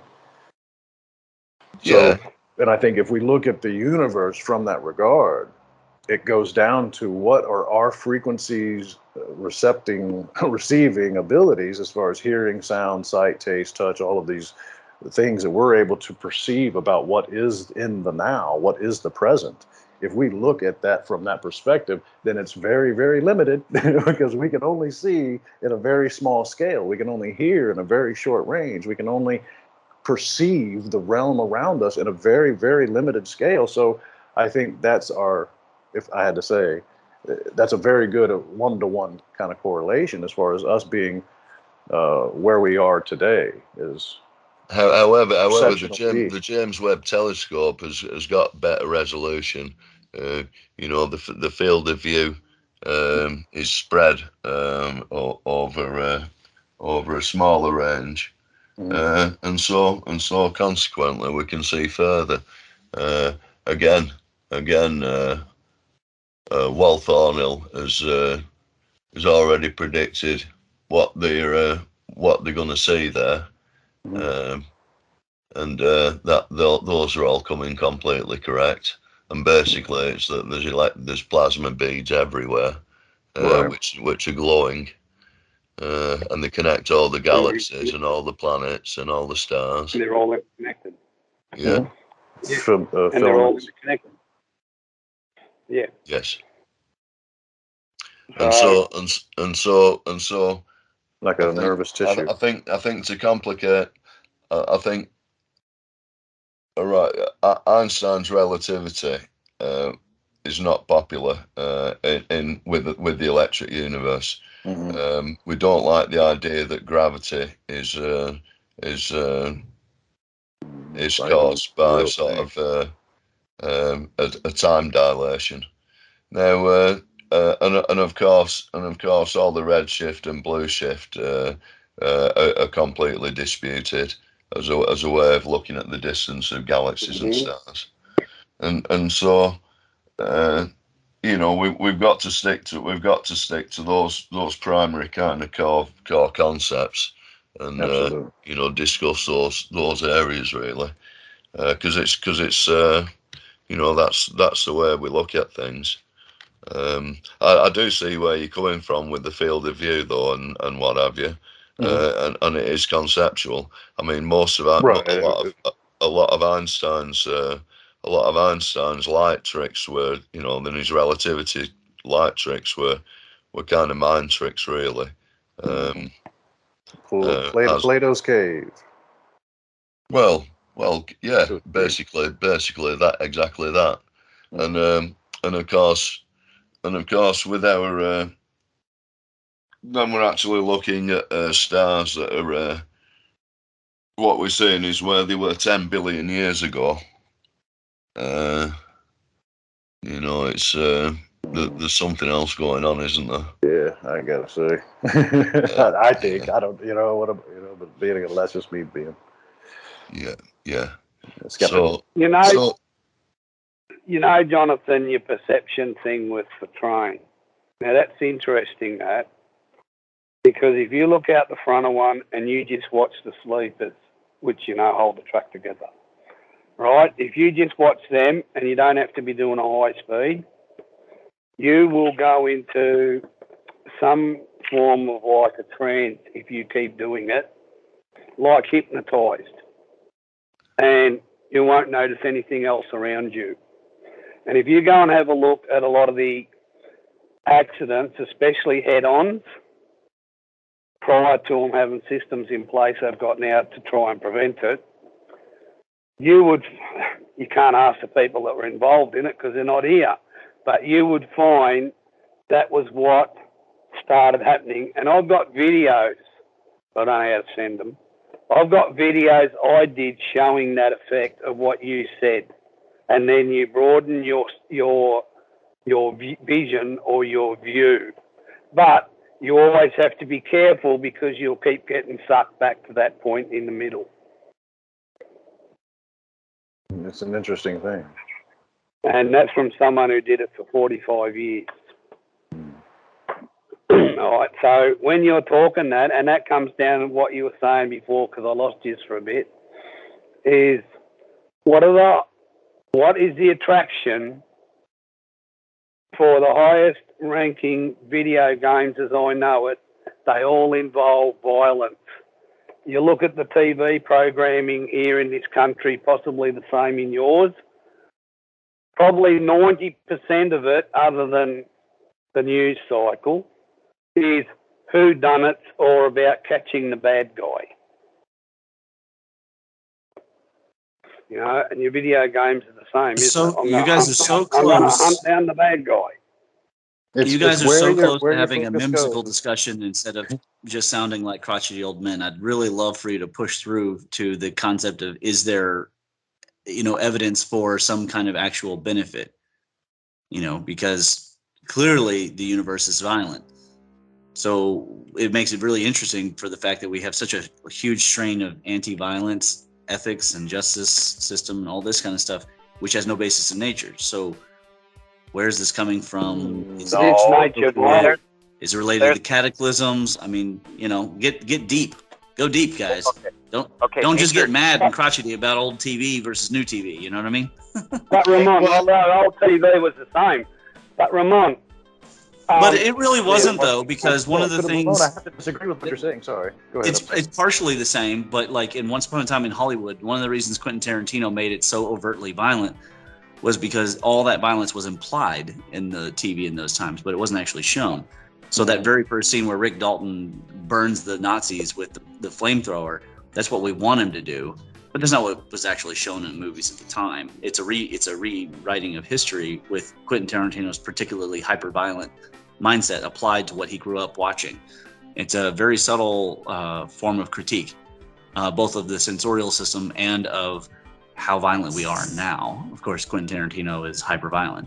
Well, I mean, you just watch some Clint Eastwood movies from back in the day, and the violence was just much less.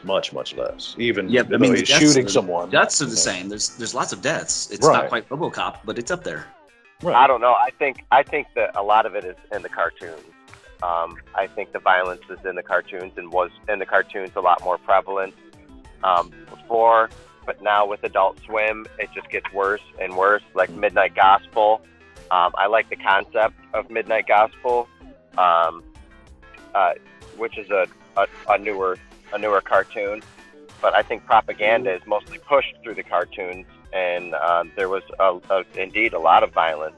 The graphic novel era was real. Well, G.I. Joe is a great example of both the propaganda and the violence, but you look at how it's almost sillily unviolent. They comically miss everything in when they shoot, and they're shooting lasers in the first place. But these are soldiers, in reality, the reality that Spec Ops, the original snake eaters and the original Navy SEALs that they lived in, if people want a good feel for it, listen to the audiobook. Don't just read it. Listen to the audiobook, The Men with Green Faces, because it was written by a Navy SEAL about a fictional version of him named Gene. And it's, you get the real, how they think, how they move. And those are the people that are the realists with violence that have been since the era of the knights, the historical European martial artists, and the samurai, of course. I mean, people, we're not being honest these days about the nature of the universe. So the question is, well, hold on, sorry. Whimsical, is that anti-whimsical? Does it help us somehow? I think Joe Rogan is a prime example of how he rose to the top and what people's interests are. We like violence. We like MMA. We like Joe Rogan's excitement. He's a great commenter on it, and that's pushing violence. You know, that's the man. I'm just a dumb ape movement. I'm just a dumb ape movement, and I am God movement. Yeah, but remember where he started? Fear Factor. He was a comedian also. Also, yeah, stand up, but he was Fear Factor. You know, he eat these bugs. It was all a shock factor type. Pushing the boundaries. Yeah, right. He's always pushing the boundaries, and he's allowed to push the boundaries because he's considered a comedian, and he is a comedian. So, you know, is always the best way, I think, to get the truth across. Well, he started as an Olympic Taekwondo expert, didn't he? So he was an extremely successful athlete, and wasn't making any money at it. And and I want to tell you, his kicks are legit. They're technically perfect, and as far as applying thunder energy into the kick, he's doing it the correct way, and so it's really impressive. He kicks harder. He's one of the hardest kicking people. Like he's got a kick for sure. So Ramon, I wanted to real quick jump on a comment you made a second ago about the universe being naturally destructive. That's what I was going to ask. Yeah, I agree with you, but I also disagree because I think also I think I said violent. It is violent. Sorry, you're right. Sorry, not not destructive. You did. It is violent. There's no doubt about it. It is violent, but it's also strives for harmony. Well, yeah, sure. There's an alternation between the two as well. It's kind of sloshes back and forth. Yeah. I mean, you can have a jumping spider rip apart another jumping spider. We're bringing time into the equation. Well, I mean, the passage of events is always happening, but right. But if we're talking, you can have one jumping spider, universe, then it comes back around. Is it? I guess what I'm trying to ask is: there a point that we will reach in this universe of harmony that then requires an injection of violence in order to disrupt the harmony? It's not going to happen. That's what I'm saying. It's not going to happen because order and entropy are always mutually exchanging, and that is going to require reconstitution and the rearrangement of atoms. And rearranging of atoms probably does happen spontaneously, like in plasma and the emergence from the ether. But it also happens violently. I mean, ever since single cellular life began, there has been both parasitism and single cells eating other single cells, let alone you added multicellular, and now you have actual carnivore behavior. I mean, and be frank about it. When that paramecium eats the other paramecium, it rips it apart. It's not violent. I think it's a fractal, and that's part of the feedback loop. It's a positive feedback. I agree with that. Yeah, I agree with that. And I think that's one way of looking at it. That's probably very and interesting to discuss. Childbirth. I've never had one, but I understand. It's one of the most painful things that a female can do. And so many, not only in humans, bodies too. So you get so much pain. There's so much pain in that, and you could call it. It is a sort of form of violence for the female, and then there is this beautiful elation after it, and the pain is gone, virtually gone. Nice segue. You know, so when you look at the violence, we have it in that form, and then we have this elation. And how do I suppose. How do we put that into a perspective whereby we live with the elation? So you have a few minutes relatively of violence for a long period of elation after it. How do we do that in a day-to-day scenario?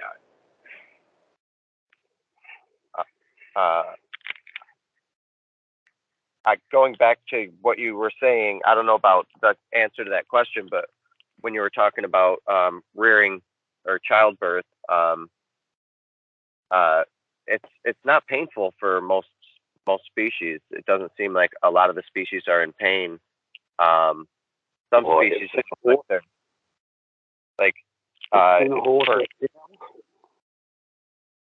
what's that? If you watch, I suppose what I'd call a mammal, a horse, a cow, a pig, dogs, cats, you can see the female. She's actually in a fair bit of pain when she's having those, newborns. I just wanted to point out that it's a lot more painful for humans because of the size and diameter of the size of the baby coming out. Yeah. So, and it kills a lot of women, and it killed a lot of women. That was actually the main reason why it seems like humans live longer now than before. What's that called? The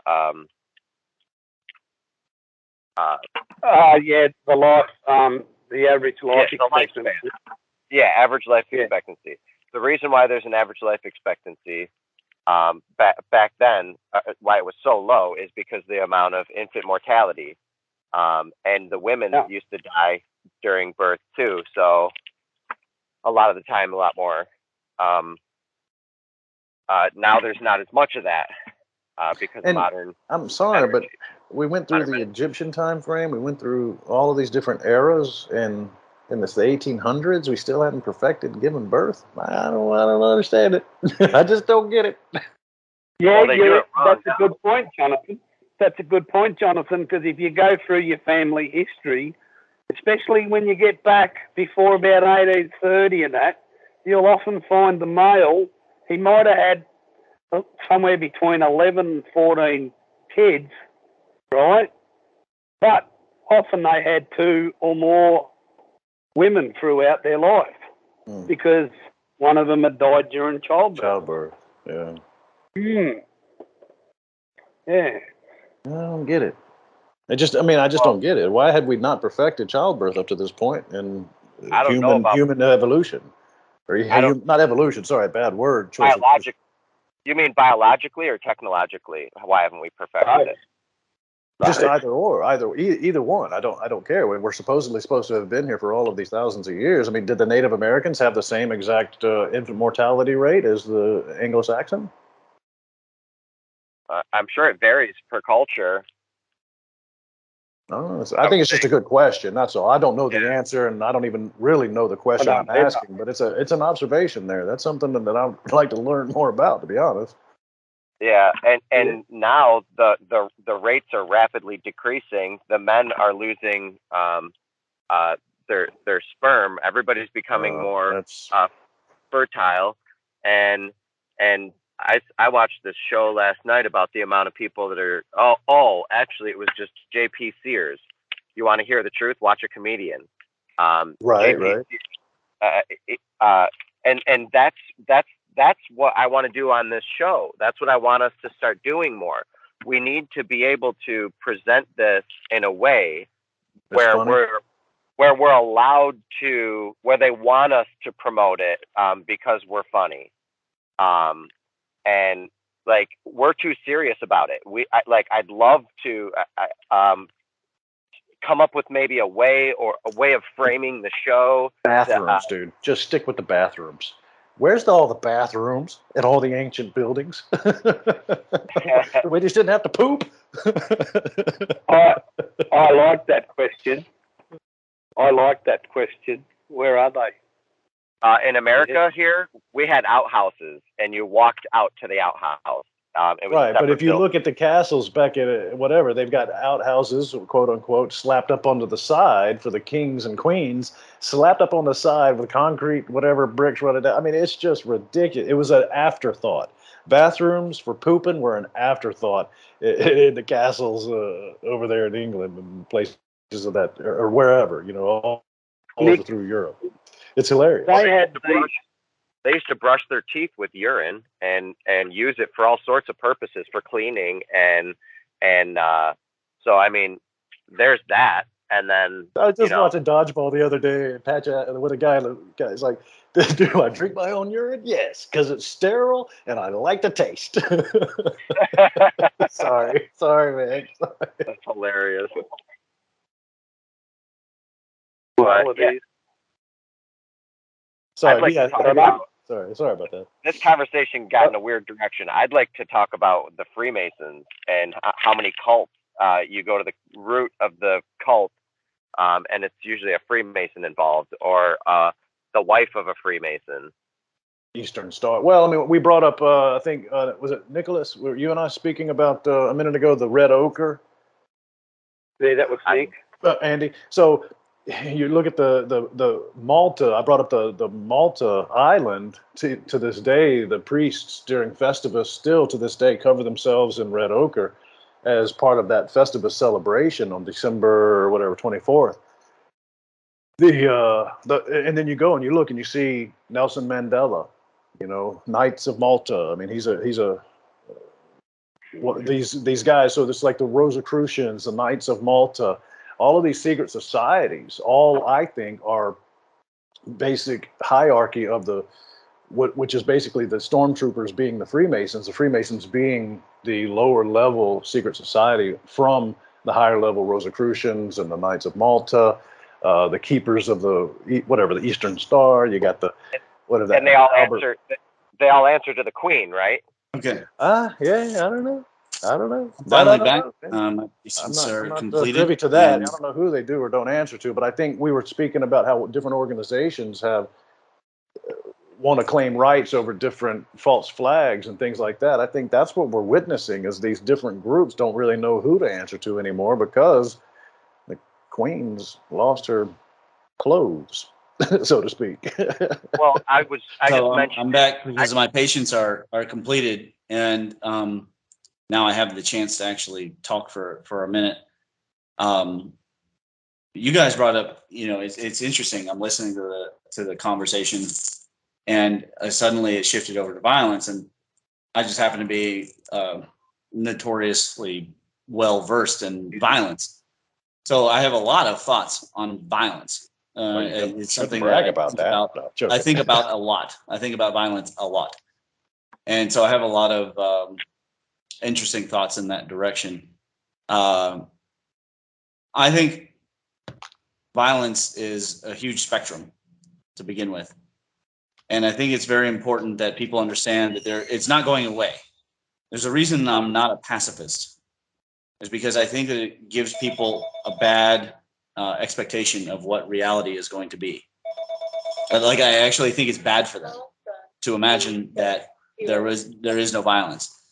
Or that they can, as several females have told me, manifest only good experiences with people. Yeah. And this has gotten people killed overseas and in foreign lands, and it routinely gets people hurt here in our own Western countries. A lot of cults tend to do that, where they only talk about the good. They don't want to talk about the bad, and they pretend the bad doesn't exist, and it's all love.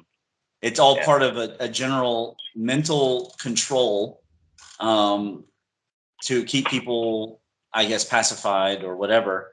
One of my favorite / least favorite stories to bring up is the family that went to Disney World, and an alligator emerged out of the pond and took their toddler, and the father was not able to stop the alligator, so the kid was eaten, obviously.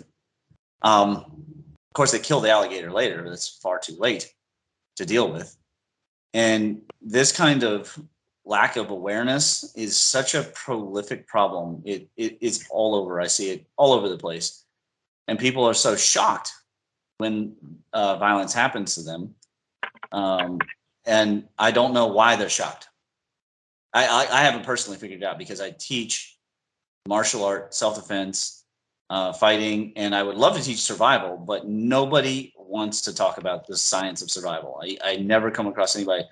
That's not that wants true. to That's all the differentiate. podcasts I listen to, and we talk about that all the time, constantly. No, they're not talking about the science of survival. They're pretending to talk about the science of survival. Are you Because talking if they were about talking about the prepping science or of survival, they surviving? would get a lot more raw than they are getting. Yeah, there's a combination of maybe you should bring it up more because I would be survival glad is to. The reason I don't is bushcraft, that survival, prepping, food I don't storage. like to scare people. For one thing, is I don't want people to know my capabilities, and I don't want to scare people. But most of those channels that sort of pretend to talk about survival, they can't get raw because then they won't get views, or they'll even get censored. I disagree. I watch bushcraft. Well, you can disagree all you want. I'm just letting you know because I'm extremely versed in violence. I'm a hyper prepared violent individual, and I'm letting you know that none of these channels, I've never come across a single one that is real. Not a single one. Not a single show. None of them are legit. I haven't seen a single legit one on TV, on YouTube, anywhere. Don't watch. Do you watch people do bushcraft and build houses and But show that's not. What kind of survival? Semi-survival. It's semi-survival. Are you talking about violence and war and like how to kill a deer, bear? I mean, the guy goes out in the wilderness, bear, and you know he goes out there for a long time barefoot and into the wild and. Sure. Yeah, bear. But bear, he makes huge numbers of mistakes. Huge numbers of mistakes. Nature is dangerous. Nature is extremely dangerous and violent. When you're alone out in nature. You want me to address what you brought up? Because I'm gonna say it straight up. All of those situations are not survival situations. They are filmed situations. And Bear is renowned for scripting his survival situations, and he makes huge numbers of mistakes even then. Now the guy has, done stuff. I don't know if he's ever been in the shit, but he's done stuff, in Spec Ops. But that doesn't make him a survivalist. He makes lots of mistakes all the time. But if you took any of these people and you put them up against a tribe of Shawnee, the Shawnee would enslave them or scalp them. They're not Daniel Boone. None of these people are as raw or real as Daniel Boone. And maybe not even as real as Ginny Wiley. And she escaped the Shawnee and got away and survived in the wilderness for quite a while to get away. But there are toddlers who have wandered off in the woods who know more about the realness, the actual flavor of survival, than people who spend a lot of time backpacking. Because there's an energy, how do you say, you tunnel in. It's just like if you tunnel into Taoism or tunnel into Hinduism or tunnel into Buddhism or into the martial underworld, which is called Jianghu. There's an energy set. And when you tunnel into it, it's just different than people imagine. And the boxing underworld removed from that. Yeah. Not the same as Jianghu. Jianghu is different than the boxing underworld. All of them have different energy sets. And there is a much deeper, more fundamental, more raw reality. And that is going to surprise people when they encounter it. And it won't have mattered. I mean, the people who watch some of the stuff that you're talking about are going to do better than the people who don't. But that's not going to determine whether they survive. It's going to be determined by how quickly they can access their reptilian brain. If they can go chimp when they need to and on demand, and then also behave normal, they're going to have a survival advantage over the people that cannot do it because when they encounter violence, they turtle up or they clam up. And I've watched it happen. I think there's a big thing about violence is it's obvious intentional pain to another man or woman or whatever or whoever, but there are times when it's justifiable. There are times when if it's not justifiable, when you're protecting yourself or someone else, normally it's justifiable. When you're not, it's normally not justifiable. And See, I so take the opposite perspective. It's always justifiable, except for when in human society we say it isn't. Well, take a look at Mike Tyson. He beat Exactly. the crap out of that. He beat the crap out of that guy on the plane. Yep. When someone assaults you, you have a right to hit them. But do you want to go to court? Do you want to? So it's totally justifiable, except for when we say it's not, and that's often arbitrary. well, And, the thing that is, incident, the exact demonstration of that principle. you know, the only time it is justifiable is normally when you're like I said, protecting yourself. To go and attack someone, and normally isn't justifiable. That's from society's perspective. That's not nature's perspective at all. For example, school teaches you wrong in America. When two kids get in a fight, they both get in trouble. They both get suspended. Not the person who started it. Right. And when you get out into society, you can and do need to protect yourself because there are bullies out there, and there are bullies in school, and they're trying to evaporate the idea that there are bullies in the world. Bullies exist, and bullies are the ones that are controlling the big businesses, the big tech. Guys, for no reason whatsoever, this morning I woke up and I tweeted out, I do not like violence, but for bullies, I think we should all make the exception. I literally tweeted that this morning. That's crazy. Yeah, that's who I was as a kid. I was the bully that bullied the bullies, and I was on the side of all the kids that got bullied, and me and my brother, and I didn't know how big of a deal we were till later in life, and everybody told us, holy crap, dude, you were a huge bully, and I'm like, no, I would, and they're like, yeah, but you would bully the bullies, like, and I'm like, I didn't even realize, but that's just nature's way of taking care of it. We were just part of the process of taking care of the bullies. My brother and I. My brother, everyone was afraid of him. He was like, we were the does that dorks. not tap into hierarchy as far as the species is concerned? Yep. The gorilla effect. Absolutely, it taps into hierarchies. And so the bullies of the bullies, there has to be an association or organization for those kind of people too. Who are the bullies of the bullies right now? They're kind of like the comedians. Nice. The comedians are allowed to say it, but we're not. People who are serious about it aren't allowed to say it. They're censored. I call it the gorilla effect. So it's like in the natural system of gorillas, when the male gorilla who's had the little group for a few years gets knocked off by another one, the first thing that the new conqueror does is go around and all the young males, well, all the males that are there from the other gorilla, kills a lot of them, gets rid of them. And I call it the gorilla effect. And I also call it this in another way in our society, is you'll see somebody get their family split up, and you'll see the female attached to another male, and then you'll have the tussle, and most times the new male on the scene wants the new female to have a child to him, even though he may have two of his own, she may have two of her own. Well, now we've got to have one together.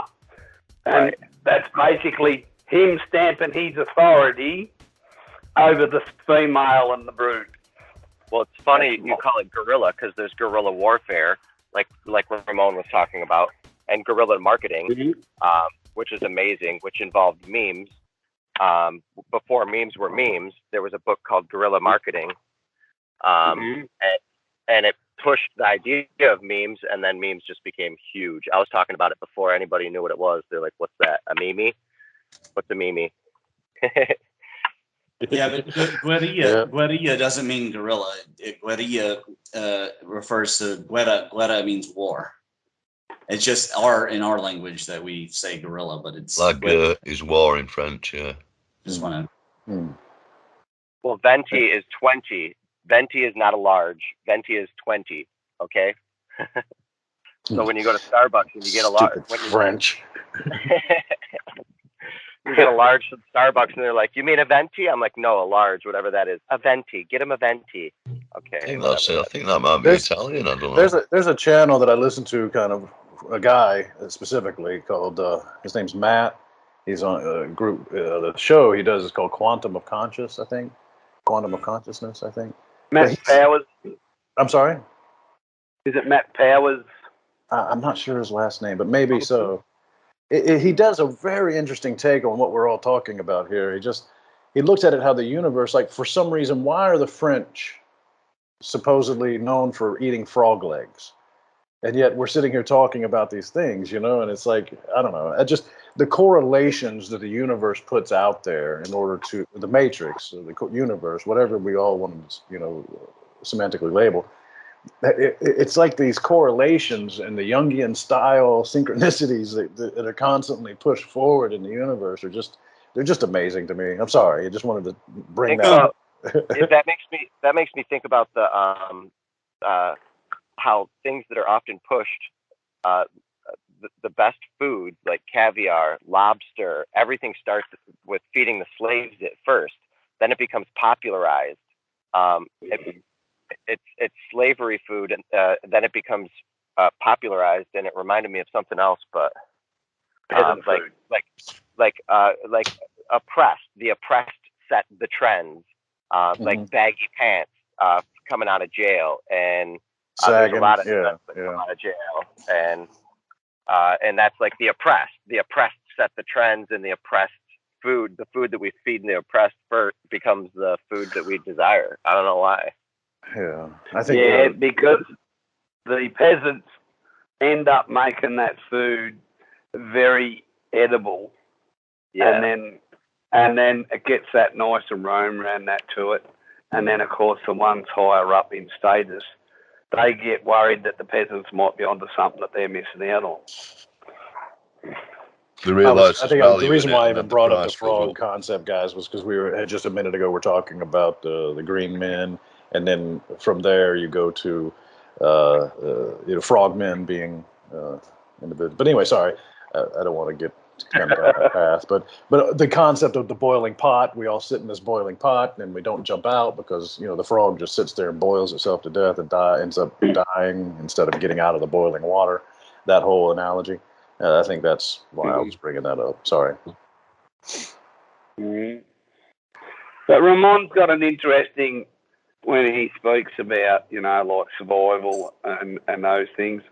And I think, though, when you look at catalysms that we know have happened in the world previously, you can have you will have massive population decline, what I think from memory, as human populations got back to about 3,000 or 30,000 at very, very few people. And so I look at, you get a catalytic event.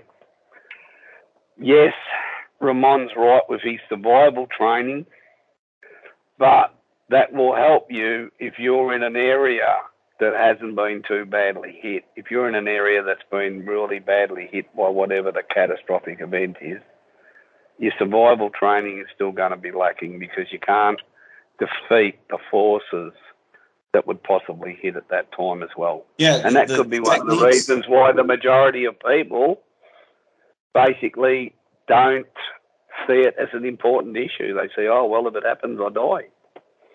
So I have two thoughts. The first is a lot of that is going to depend on which data matrix takes back hold. Is it Mother Nature, or do we manage to turn it into a semi-technical survival society like is depicted in Ghost in the Shell when the war economy takes hold, or they call it sustainable war, to where it's dystopic and there's few resources, but there's all this high technology anyways, and people are surviving in a basically 20th century to 21st century style. And two, you can have all the techniques in the world, you can memorize a whole lot of techniques, but if your brain doesn't make the switch, it ain't gonna fucking matter, because some punk who's willing to pipe wrench you in the head in order to take your slice of bread that you got completely you traded a sliver off your silver coin for this slice of bread to feed your kid, but he can brain you with a pipe there is a video I recommend everybody watch called Holding Down the Block. And the last time I saw it, it was only available on Vimeo. I think it was Vimeo. Let me look here. I'll post the link. But Holding Down the Block is a demonstration of the difference of how nature treats survival of the fittest in human terms. Let me see here if I can find it. So while he looks that up, just I wanted to mention about why I brought up JP Sears, because he has a new video out within the past few days. About evil. Sudden adult syndrome. I didn't see the evil one yet, but sudden adult syndrome. And it's great. It talks about how people are just dropping dead, perfectly healthy people. They're like, don't be perfectly healthy and don't work out because you're at a higher risk of dying now. So people are going to be a lot more lazy. You don't want your heart rate getting up too high. You could collapse. Yeah, that was a joke on the amount of Married people and Children soccer players and sports. You remember Married with Children? It's a very funny show. Yep.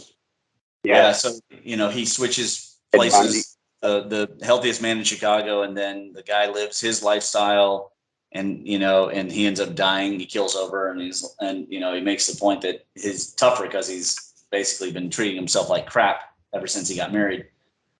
It's a funny video. It's obviously tongue in cheek at the time, but there is a little something to it. I mean, look at Bruce Lee.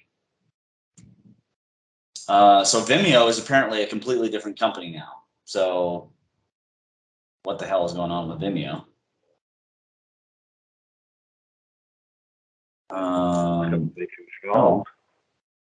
Yeah, Vimeo is like, I can't even get into my Vimeo account. I have stuff from years ago in there, and it's like, you have to pay a fee to see your content now. There we go. Daily Motion. Better than my content. That's where it was held, was Daily Motion. So because this won't really matter with Rumble and everything, I think what we'll do is actually play it on screen. Let me join the call and we'll watch it together. It's not very long. Yeah, that'd be nice. So Phil has been mastering the conference for the past few days, and it's all mastered and sounds great.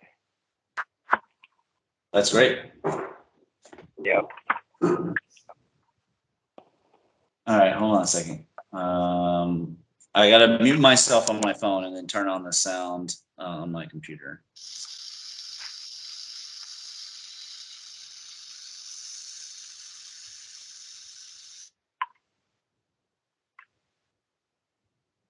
You know, shot down this motherfucker for 10 motherfucking years strong, you know what I'm saying? Trying to LA, rolling 6 out this motherfucker. I've been gangbanging, killing, rob motherfucker, selling crack, got my holes in the back. I don't give a fuck about nobody in this motherfucker. At any given moment, I can go out there and fuck up any goddamn body in this motherfucker. You understand what I'm saying? I hear motherfucking Vegas nigga, LA style, they would take a motherfucking job if I wanted to.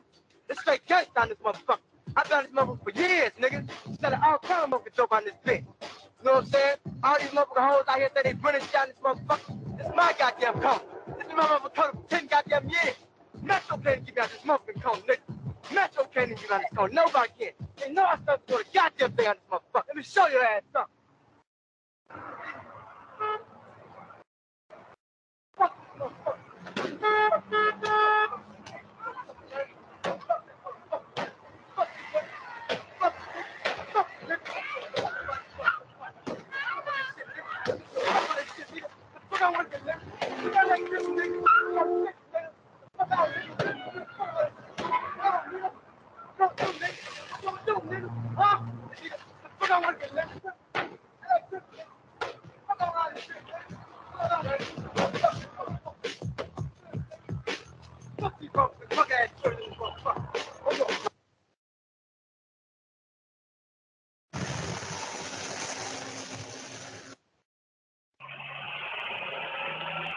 All right. So the point I want to make with this is obviously she was completely random. she had multiple opportunities to kill this fool, but didn't. She didn't kill him because she doesn't have the mentality to kill. In a survival situation, that man's going to be top of the food chain. And that's scary because he obviously is a drug head. But that man right there is going to control numerous resources. And this happened in Katrina. Not this event, but this kind of thing happened in Katrina. And if people don't get real about that, they can study all sorts of, they can watch lots of things about, they can watch Survivor or watch Bear Grylls, they can watch whatever the fuck they want. But that's going to be their competition. Well, you're talking about street smarts now. Or you could call it street smarts, but it's the mentality to apply what the Chinese call sha, which means to kill. It's an energy. Ramon. Yeah. 20 years ago, so you've got your catalyst. I've got something like that around. 20 years ago, he'd be the first thing I'd neck. He'd be Titanite. Right? You just got to look at it before you even think. Now, that woman's obviously panicked in that situation because by the same situation, she's done that too because she knows if I did run this yobbo over, right, or kill him or whatever, I could get locked up for 20 years for that. Nah, it wouldn't. In America, nah, she'd be completely justified in that. She has every. Let me. I think I agree. I don't know about just one aspect here, in the sense that before the concept, she doesn't know that that's being recorded. She has her word against whatever the forensic scientists, et cetera, come up with. In all 50 states in the United States, you have the right to preemptively defend yourself if you can demonstrate that you had a reasonable suspicion of deadly physical. Reaching that point, reaching that understanding and that rationality, having to go through that rationality is what I think Andy's saying is causes most people pause, versus what you're saying, Ramon, which is there should be no rationality whatsoever. It should be a switch that is flipped, and you should immediately go to the kill. Yes. I think that's a very important reason why the U.S. Entrance exams to the military, you go through the ASVAB or whatever their exams, their psychological tests. They ask on multiple occasions, do you have the tendency to hurt bugs? Have you ever thought about killing bugs? Do you hurt small animals? What is your take towards animals and children? And, they ask these simple questions like, did you kill lizards as a child? These are questions that are asked on the military entrance exams for a very specific reason. And I think it is to weed out the individuals that do and do not have that ability to turn that switch on and off at any given time. Except in one case, when they wanted to build a Spec Ops team, it was a different Spec Ops. It wasn't the OSS, but when it's a different group.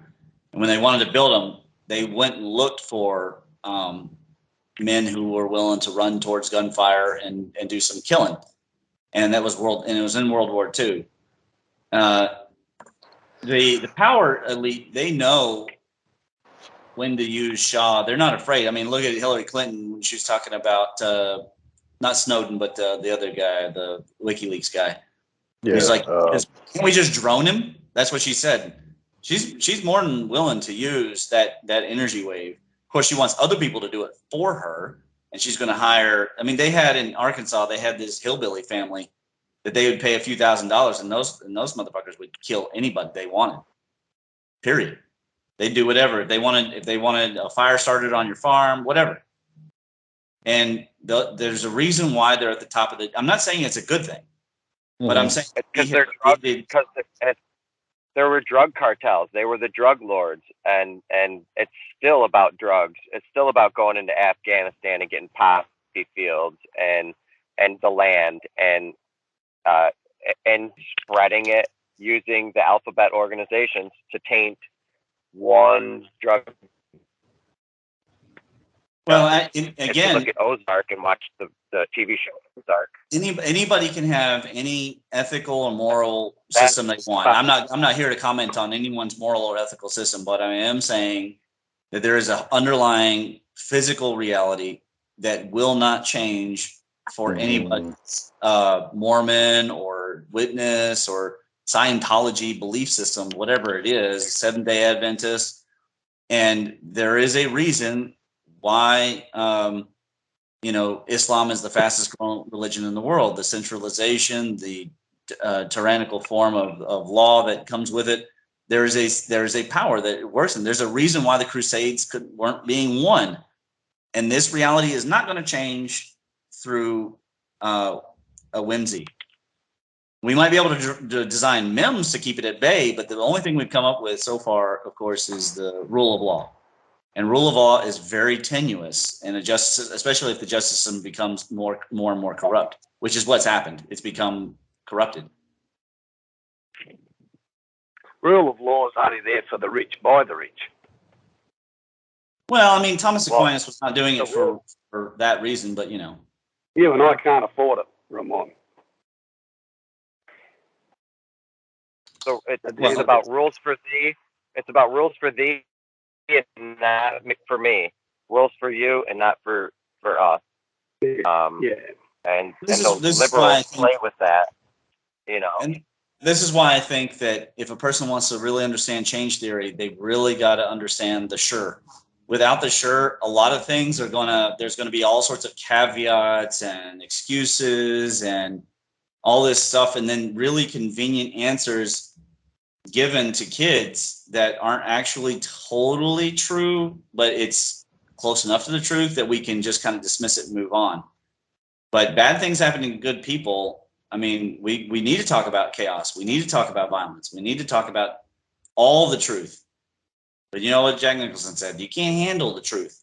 And that's where most people are. I love watching Popcorn in Bed because she does her first time reactions to films. And the first time I saw her, she was reacting to Full Metal Jacket. And the look on her face just delighted me. She's very cute though. You almost don't want bad to, her to see anything bad. She's so nice and so cute. It's just one of those it's like ruining freshly laid snow.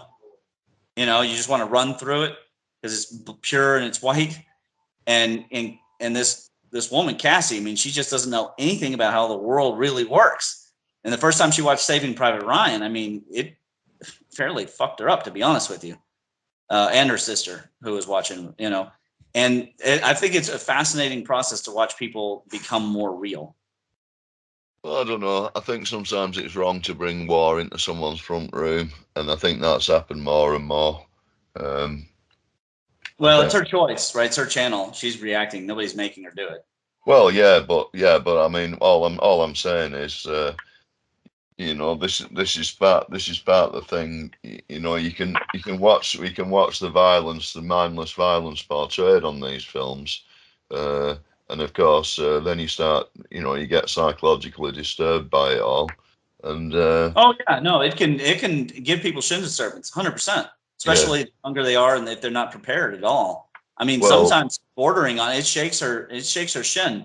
Just not even without the violence, just the way that gunnery sergeant is actually talking to this guy. I mean, it was shaking her. It was like every word was a punch. You know what I mean? That's that level of in her gut. And then by the time, as you all know, at the end, you find out the sniper is a female, and it totally, was melting her brain, the whole thing. And then you start say, how Saving Private Ryan starts because it's D-Day. I mean, it's shaking them to their core. And there's billions of people like this. Billions. And I watched a very interesting show the other day called Whiplash, or movie called Whiplash. It's about a drummer and the teacher at the university or the school. But in this exact they have a great conversation sitting together, the young student and the teacher, and it's about this exact topic in the sense that some of the greatest drummers, they're saying basically some of the greatest musicians would have never achieved the level that they achieved if they did not have that stimulant, that countering, driving force. People would have gotten discouraged. The musicians would have gotten discouraged and walked away. I think what I'm trying to say is I think that sometimes it requires in nature that destructive nature, the violence, the overarching kind of, I don't know what's the word here I'm looking for, but the violence has to be present in a sense to almost push forward and not train. It's not a training mechanism, but it's at the very least, something that demonstrates and separates the sheep from the, separates the herd, so to speak. I don't know what I'm trying to say there, but I think it relates very heavily. They tell a story. The teacher, the music instructor, told a story to the young student, and he was telling him, hey, Charlie Parker wouldn't have been great had he not had Vincent Marsalis or whatever the other guy's name, throw the cymbal at his head and kick him off the stage in front of all these people and completely embarrass him. He went home completely discouraged, completely embarrassed, and then got up the next day and rose above it.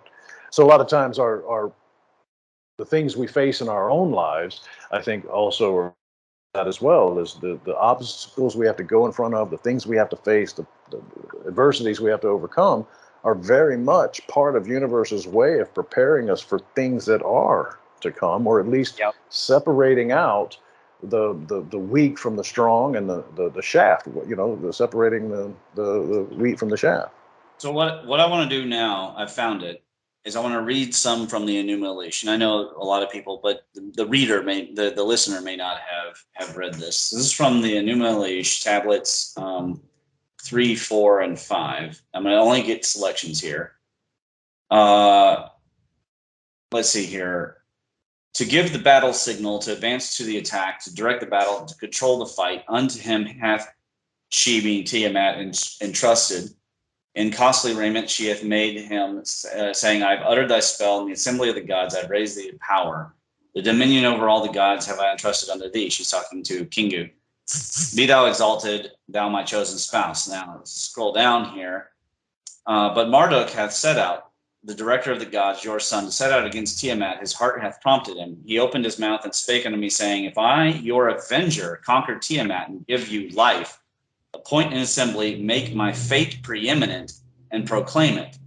And Upshukanaku, seat yourselves joyfully together. With my word in place, you will I decree fate. May whatsoever I do remain unaltered. May the word of my lips never be changed, nor made of no avail. And then basically they agree. They prepare for him a feast. Let's see here. We give thee sovereignty over the whole world. Sit thou down in might. Be exalted in thy command. Thy weapon, which is the thunderbolt, shall never lose its power. It shall crush thy foe. O Lord, spare the life of him that putteth his trust in thee. But as for the God who began the rebellion, pour out his life. They set they in their midst a garment, and unto Marduk, they firstborn, they spake, may thy fate, O Lord, be supreme among the gods, to destroy and to create. Speak thou the word, and thy command shall be fulfilled. Command now, and let the garment vanish, and speak the word again, let the garment reappear. And then they continue on, go and cut off the life of Tiamat. Let the winds carry her blood into secret places. After the gods his fathers decreed, for the Lord is fate. They caused him to set out on the path of prosperity and success. And he made ready the bow. He chose his weapon. He slung a spear upon him and fastened it. He raised the club. In his right hand he grasped it, and the bow and the quiver he hung it at his side. He set the lightning in front of him. With burning flame he filled his body. He made a net, that is gravity, to enclose the inward parts of Tiamat. The 4 winds he stationed so that nothing of her might escape. And then he actually goes and attacks. He sent forth the winds which he had created, 7 of them, to disturb the inward parts of Tiamat. They followed after him. Then the Lord raised the thunderbolt, his mighty weapon. He mounted the chariot, the storm unequaled for terror. He harnessed and yoked it to the 4 horses, destructive, ferocious, overwhelming, and swift of pace. Were their teeth. They were flecked with foam. They were skilled. They had been trained to trample underfoot. Left and right, his garment was clothed with terror. With overpowering brightness, his head was crowned. Then he set out, and he took his way, and toward the raging Tiamat he set his face. On his lips he held, and they beheld him, the gods beheld him, the gods his fathers beheld him, the gods beheld him. And the Lord drew nigh, and he gazed upon the inward parts of Tiamat. He perceived the muttering of Kingu, her spouse. And as Marduk gazed, Kingu was troubled in his gait, so there was a change in the orbits. His will was destroyed, his motion ceased, and the gods, his helpers, who marched by his side, beheld their leaders, I assume power, and their sight was troubled. But Tiamat, she turned not her neck, With lips that failed, not she uttered rebellious words. And so basically they perceived that she actually tried to fight against the power of Jupiter. And so here we skip to, they're talking back and forth, and she heard these words. She was like one possessed. She lost her reason. Tiamat uttered wild, piercing cries. She trembled and shook to her very foundation. She recited an incantation, pronounced her spell, and the gods of the battle cried out for their weapons. They advanced, Tiamat and Marduk, the counselor of the gods. To the fight they came on. To the battle they drew nigh. The Lord spread out his net and caught her. And the evil wind that was behind him he let loose in her face. As Tiamat opened her mouth to its full extent, he drove the evil wind. While as yet she had not shut her lips, the terrible winds filled her belly, and her courage was taken from her. Her mouth she opened wide. He seized the spear and burst her belly. He severed her inward parts. He pierced her heart. He overcame her and cut off her life. He cast down her body and stood upon it. And when he had slain Tiamat, the leader, her might was broken. Her host was scattered. That is the 12 satellites around this planetoid. And the gods, her helpers, who marched by her side, trembled and were afraid and turned back. And they took flight to save their lives, but they were surrounded so that they could not escape. He took them captive. He broke their weapons. In the net they were caught, in the snare they set down. And it continues on this vein of the level of violence, the right, basically the divine right to rule became tied to the right is might is right kind of concept. And ever since then, the nobility have been basically just shitting on the serfs or peasants or whatever you want to call it. I mean, the knights, whatever, it doesn't matter who it is. They use the royal sway to their advantage. That's where people got it. Because before that, as Aborigines, that they really knew was occasional fighting with each other, but for the most part, hunting. And after that, war truly began in earnest, archaeologically, that we can find about 7,000 years ago, which is roughly around the time the Sahara started getting all screwed up. So watching a planetoid get bursted with a thunderbolt and some kind of plasma wind being driven into its face made a huge difference. And then it was only reinforced with Venus and Mars fighting each other because they both became war gods. And Jupiter was already a war god. So we have all these war gods. How come in all these myths, you never really hear people talk about the colors in the sky? The greens, blues, yellows, vibrant tails, or even auroras all over the earth, I guess auroras come down to the earth sometimes into the equatorial area, but if it is like what we propose in the electric universe, then you would expect the myths to talk more about all of the colors in the sky and that the figures were glowing. I agree with you, and the only reference I've heard is Venus in a golden flaming locks. Well, what I'd say is they don't describe color a right lot, do they? Never. And we all suppose, and that's our supposition in the electric universe, that these were like blue and green flaming, like plasma tail balls and winds, and the locks of it would be all over more in the culture. There would be colorful artwork, not just drawings with they used color. But a lot of the color does fade. But that's the problem. I was going to bring that. I was going to say lots of those. Yeah, the 8 miles of wall in Colombia could have been extremely well colored, but all that's remained is red. Without a direct analysis, you would for sure. As soon as they unearthed the terracotta warriors, the Han purple. Yes, that all of that deteriorated quickly, very fast, very very fast. And Egypt Pompeii is a great example. Another great example is Pompeii. Sorry, I've been there, seen that, the ruins of that, and certain angles and sides of the buildings there in Pompeii. As for the writing, have higher levels of colors and less. Actually, I did hear about one event, which Robert Burke or Bob brings up. and that's how the formation of the Great Lakes, according to natives from Wisconsin, and that's a big huge, colorful plasma whale, like blue and different colors that were in the air. So that's one. And Native Americans actually do talk about the colorful purple rainbow serpent flying through the air, going through the ground. So that's another. So we know those ones are real. The same thing in the Navajo myths, the shiprock. There's numerous references to rainbows. The net is rainbow. Of course, the Rainbow Road of the Norse. So it is there. It doesn't seem to be the most important thing. The Inky in the World Order, it doesn't necessarily use color, but I imagine the description they're talking about how horrific it is to look at, but you can't look away. I imagine colors involved. Who knows what kind of colors were present originally at Göbekli Tepe and at the Bosnian pyramids. But we have to remember also the sky was a different color. And Wall has maintained in his theory that during that Purple Dawn period, colors, that there was a muted kind of hazy hanging in the air, and maybe that dulled a lot of coloration. Purple's royalty to this day. It sure is. So, just another thought. One thing, Napoleon Bonaparte, a translation from one of his quotes is, "I do not see in religion the mystery of the incarnation so much as the mystery of social order.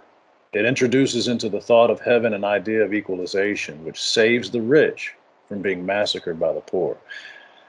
So again, he's speaking directly to the concept of religion being a social order and keeping, again, the rich. So when we get into mythologies and the things of this nature that we're speaking of here, a lot of it has been designed intentionally to keep the poor from basically massacring the rich. Exactly.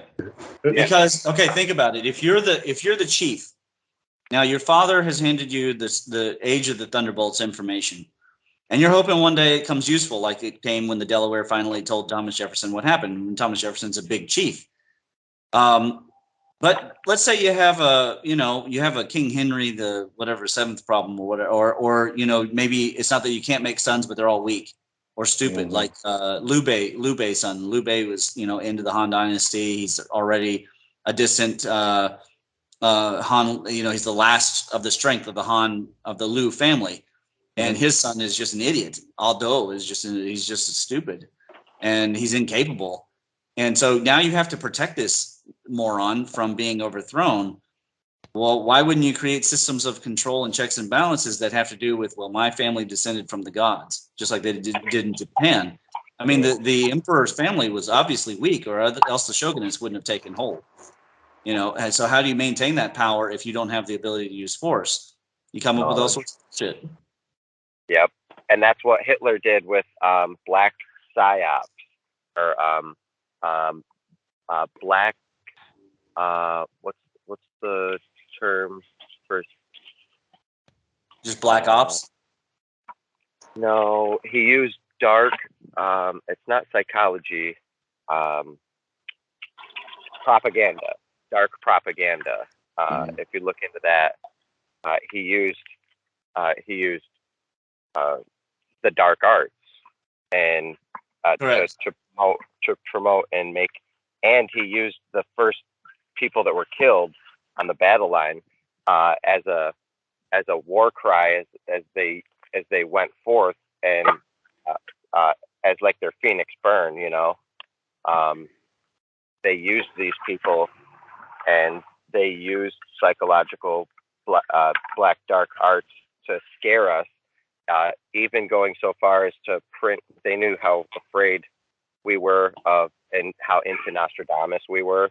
So they printed out constant fake articles about fake prophecies of Nostradamus saying that they win the war, so that people can think that they're going to win the war, and believe in Nostradamus's fake prophecies that they were spreading. That's how dumb and gullible we are, put out a So, couple of. Ramon, oh, Yes. keep going, buddy. Go ahead. What I was All going to right. ask is, what caused the War of the Gods with Venus and Mars? What was the cause? Well, it appears Why to did me they have that, to go that to this war? net is electrotidal. It's like what we call electrogravity, and that it was an electrotidal attraction, just the same as Pluto, Charon, Earth, the Moon, Io, Jupiter, maybe what Jason's right, maybe Uranus, the Sun, and this electrotidal lock started to set in, and they quickly approached each other just once they were within a certain distance. No different than when you pass a magnet by a piece of metal. Most of the time you can go right by, but if you get close enough, there will be sudden feeling of force between them. And I imagine that they just pure coincidence got close to each other.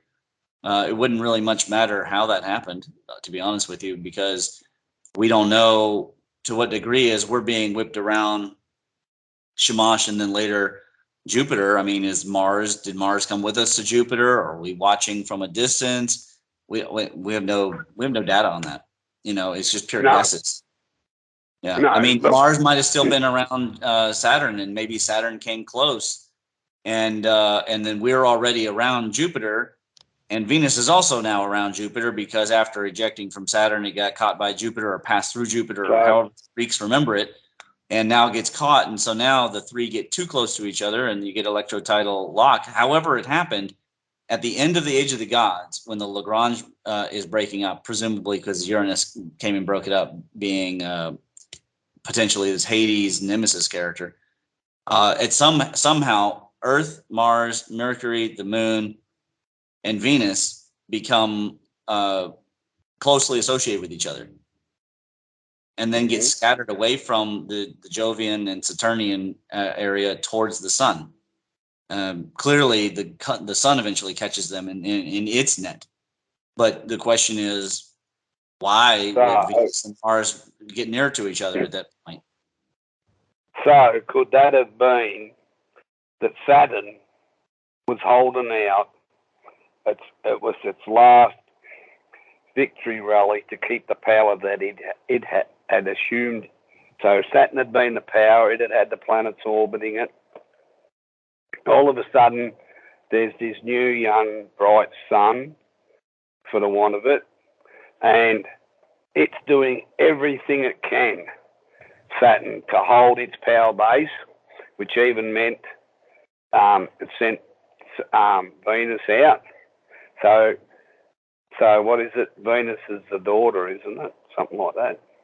So Venus has been sent out to do that last big, and out of that we come to the interpretation that through that battle, and yes, Earth decided, no, Earth, Mars, and that have decided, right, we're going off with the new one, right? And unfortunately, and out of that we've become, as a species, like Saturn. We're still trying to fight that last battle. I don't know, but what we have in the Mesopotamian traditions is that Enki is passed over for his lordship, and so the Lord of Diadems here, after the entire deluge thing, basically the Jupiter, proto-Jupiter or Jupiter, depending on how long Jupiter was before it started ejecting things. I have no idea if it ever did at all. It does have this huge set of retrograde versus prograde moons, and this is a problem. Obviously, accretion cannot explain this, and even worse, in the retrograde set of moons, there's a prograde moon. Which so that's definitely antithesis to the entire accretion. Basically, that alone eliminates accretion from all this discussion. That's as discluding as a star older than the Big Bang. Exactly. Basically, return to model. You fucked up. You're exactly. shit. So we have in this story that in Lille, he's in the reign, but then his reign is cut short. And this is a very interesting thing. And then that's when Inanna goes into a rage at the slaying of the bull of heaven by Gilgamesh, etc. So what did Mars do to disrupt this whole pattern and be our hero? You know, what was it that made it a hero about this entire thing? I mean, if the Lagrange arrangement was stable enough, and it's the golden age of the gods, there's a balance of energy, you know, then why would mankind celebrate? Because later we were deathly afraid of Venus disturbing everything and it being a comet moving around close to us, causing plagues, all this stuff, eclipses. But Mars moving around, we were like, hell yeah, Hercules, go around, do all this stuff. And that's a very strange set of questions. And unfortunately, because it's all oral traditions, a lot of the gods get mixed up. For example, Marduk becomes rewritten because the Enuma Elish is the oldest one, as far as I know. But later on, in the age of Gilgamesh, Marduk gets rewritten as the son of Enki. That's not accurate, obviously. So, you know, clearly Marduk and Enlil used to be the same character, but now they're two different characters. And it makes you wonder, it's got to go back to the Osiris versus Horus, Osiris and Set versus, you know, Horus story. And the Egyptians probably have the best answers if we retranslate everything. Just like we got to do with general relativity, we got to fix Egyptology. And that means we need to attract an Egyptologist into our cosmology. You know, like those guys who discovered the Gosford glyphs, except they've got to take an interest in physics and science now. If you can get those guys to study this and to question their own knowledge, because they're smart enough to know the original, and now if they're willing to question their training, they could probably fix Egyptology and get better translations. Well, apparently Wilson and Blackett's translation book's very good.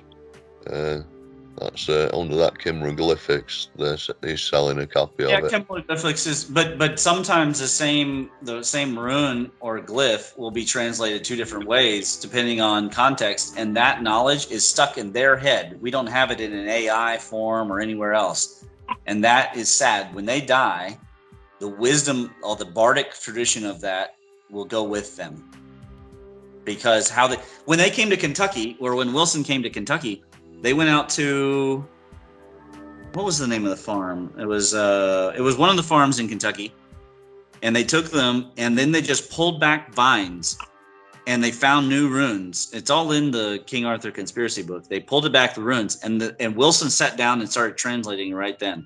Yeah. And of course he had to put the different things together, and that changed the meaning of this, blah, blah, blah, blah, blah, blah. And then out pops a translation as to what was there. Inscribed, and it was a fresh application of the Welsh, you know, the what do you call it, the Kimmeroglyphics.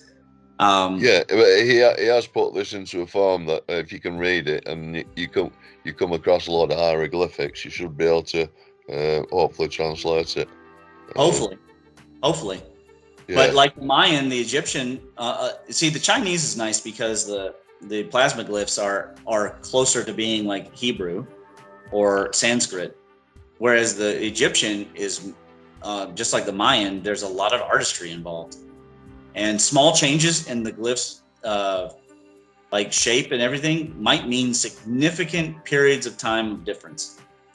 You know, in the presentation I gave at the conference, in that one stele was 3 different sets of diameter ratios.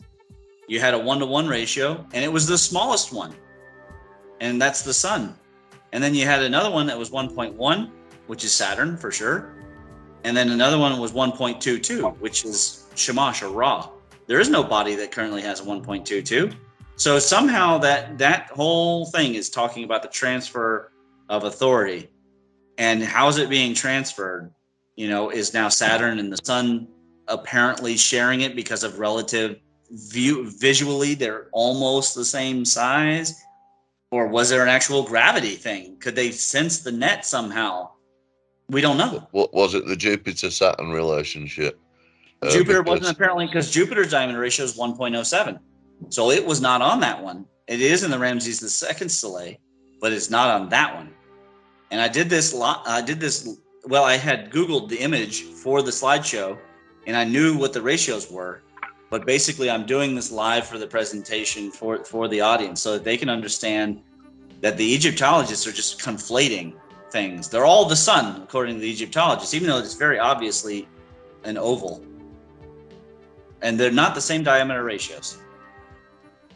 And so there's three in there. Well, you know, it was a case that when Saturn came past Jupiter, well, Zeus took over from Kronos, didn't he? He killed Kronos, emasculated him, and you know, so there was an interaction between. Right.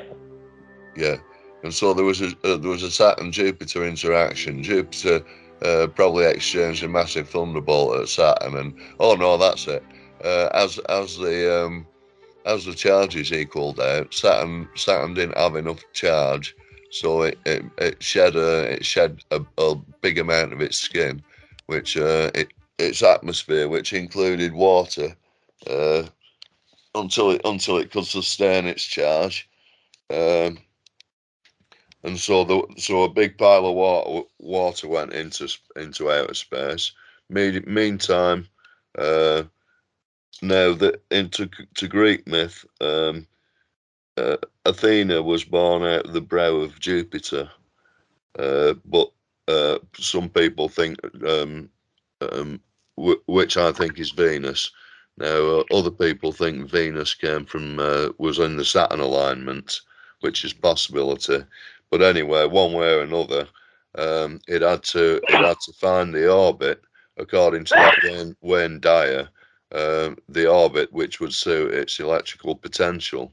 And so that's why it probably came whizzing past Saturn, Mars, which of course it had a big fight with, because Athena gutted Mars in the Greek, not Mars, what were he called in? He gutted him in the Greek mythology. She gutted him and came past threateningly a couple of times. Now I think Mars probably got in front of the Earth and Venus and deflected it away from us to an extent. Yeah, very likely. And then over the course of the next few hundred years, its orbit settled down and sort of moderated with the orbit of the Earth to get that 5:8 ratio. Right. I mean, I'm looking up here the Avebury, a particular drawing, you know, or study, and it shows the two so-called roads or building roads, and I think that they're pathways. And then I was going to find the Portsmouth one, because I mentioned them earlier in the call before we were recording, that this theme of two things approaching each other in an almost linear way. There's a little bit of curve. They could have very well have been caught in the so-called net. And this reference to a net is worldwide. It's not only the Mesopotamian. So clearly they understood there was some kind of gravitic field.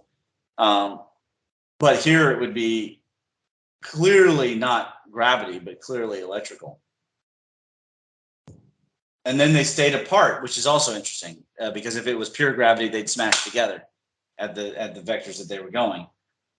They clearly became close together and then began exchanging electricity between each other.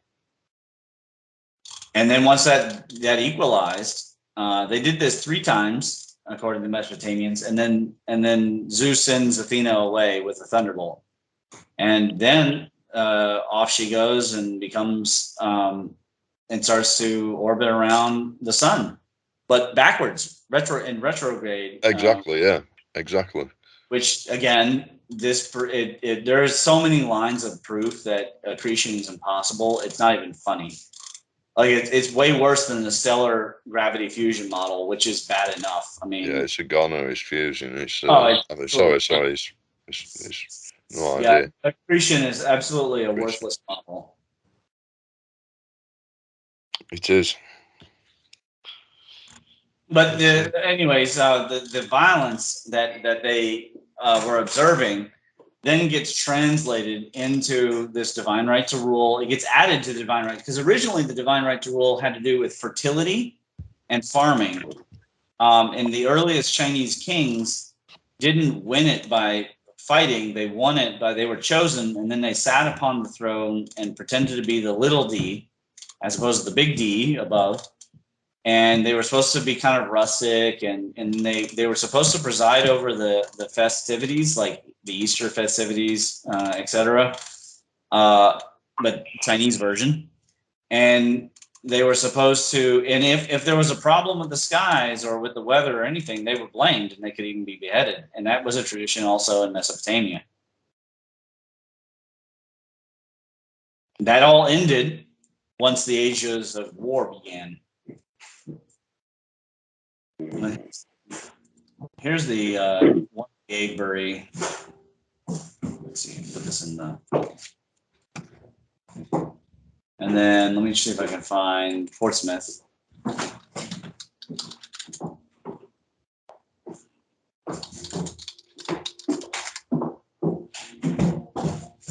Okay. Yeah, this is pretty good. Pretty good representation. Now, what's interesting is the Portsmouth earthworks were huge, just like the Newark ones. I mean, they were massive, and they're mostly destroyed now.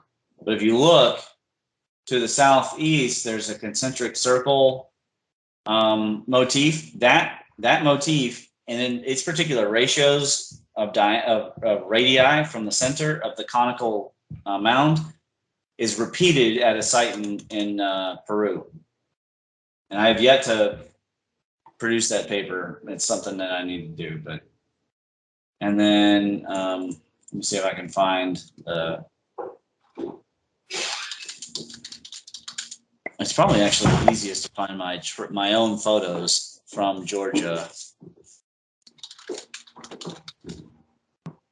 See if I can find my trip. It was, what was that, 2019? When did I go to Georgia? 2019? You remember? That sounds about right. Well, the 20th was the pandemic, so. Yeah, that's a good point. Yeah. Let's see what I can find here. It was a long trip, that's for sure. Fort Mountain. There we go. Okay, yeah. Yeah, Fort Mountain, Georgia. Okay, now let's see if I can find a good image, a good view.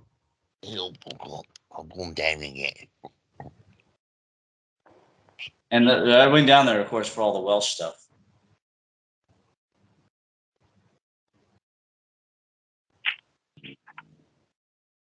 It's so hard to see from the ground.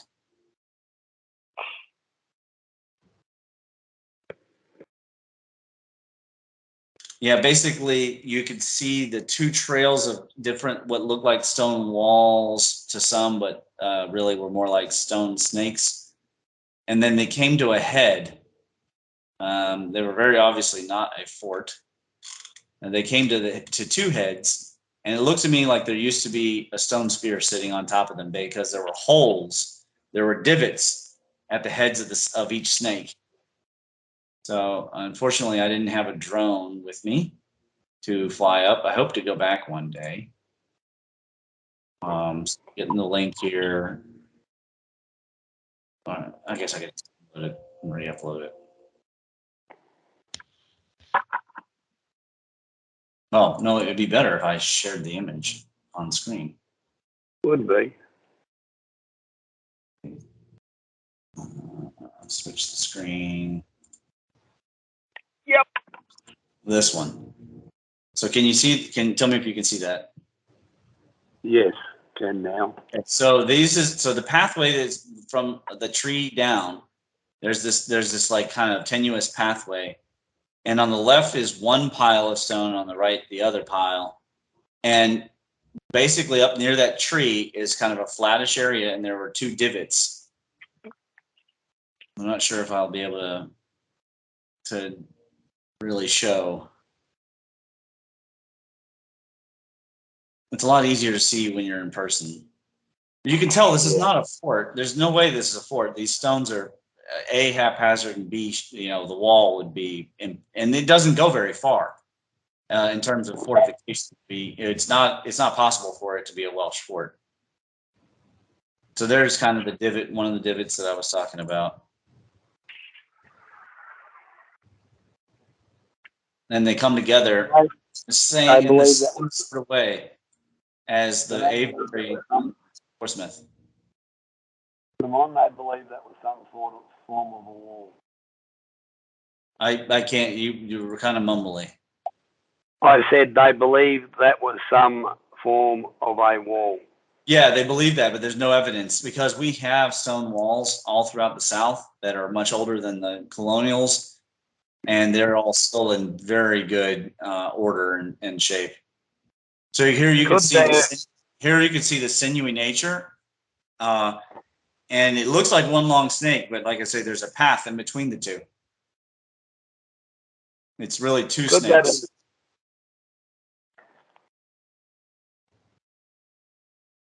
Could that have originally been built to hold back water or something?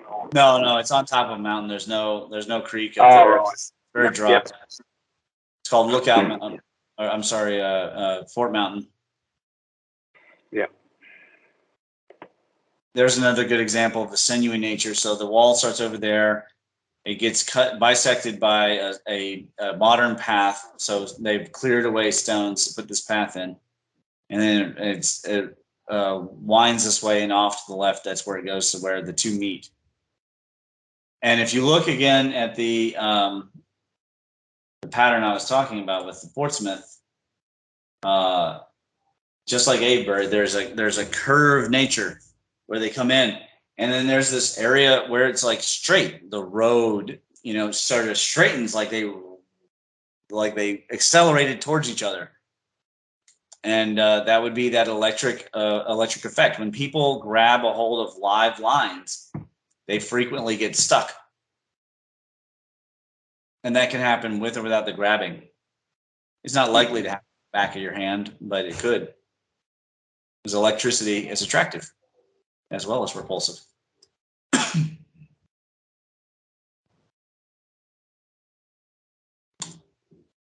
Very interesting stuff. Very cool. Very cool. Well, it seems like everybody's winding down. I'll go ahead and wrap up this show. Were there any final comments on violence and cataclysms or anything like that? Well, Ramon, I was looking at what you were showing there and then quickly looking over at Malatya, Turkey. There's a lot of ruins in Malatya that I was able to go there years ago. Let's see. Anyway, you got Cappadocia, Malatya, you got Göbekli Tepe. You've got lots of really strong ruins in those areas that are kind of. Anyway, I was trying to draw a connection there. Sorry. I'm sure there is. The egg motif is across all continents. Yeah. So the question is, how much analysis do we spend in Turkey? Probably this community needs to spend a lot more on Zoroastrianism and that area, like all in general, from here through up to the Bosnian periods, especially the Crimea, which is Rick's big thing. He thinks the Crimea is incredibly important. And it's just not something that's been heavily done compared to Mesopotamia. And we need to buckle down and do it. So, and then the last thing I want to mention is this individual. I looked at the picture you just provided for that mountaintop there in Georgia.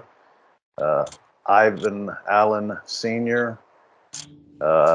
Again, here we go. Atlanta's leading booster, a loyal Presbyterian, Allen supported the Boy Scouts and was a member of the Masons, Shriners, and the Elks. So So just FYI, folks. Yeah, yeah, yeah. There we go again. Yeah, it's you can't get away from it because the alt stream in America, at least I don't know about over in England, but the alt stream in America basically began with the founding fathers looking for Welsh Indian, and they were looking into what happened here. They wanted to know who built the mounds. Of course, they were all looking for like Jews, and they were looking for evidence of Europeans and. Just kept slapping Giants. their name on the Eventually, side of the giants come up because they started finding big, skulls and jawbones. bones. Yeah, I mean, and so that all began well ahead of the search for Bigfoot and all that kind of stuff. Right. Yeah, and the Masonic there is a Masonic temple in Covington, Kentucky. Let's see here. It's got Mesopotamian statues on the outside. There you go. Just more of the same. More of the same. Sorry. Jonathan, yes. So when you look at that and you hear Nick and you hear Ramon with the Welsh connection, so you look at the Freemasons, that was your Scottish. Welsh was more your sort of creative areas of that. Your Presbyterian, that was basically Welsh was the start of that. So you could argue that you look at it, your Welsh connection again. Maybe so. Absolutely.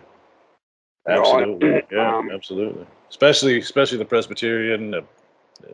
That's when they all started. Yeah. Yeah. So. Oh, well, I think it was a significant point on the globe that John Dee received from Mercator. There were two globes, one being a globe of the stars and one being a globe of the known Earth at the time, and Britain was under the constellation directly of Cassiopeia on that globe, and it was in myth that is directly connected to Cygnus, which sits right. The head of Cygnus sits right over Philadelphia, and so basically that's where they sent their the first settlers arrived at that. I think there was a particular point on the bay there, and they actually got on well with the Indians and what have you.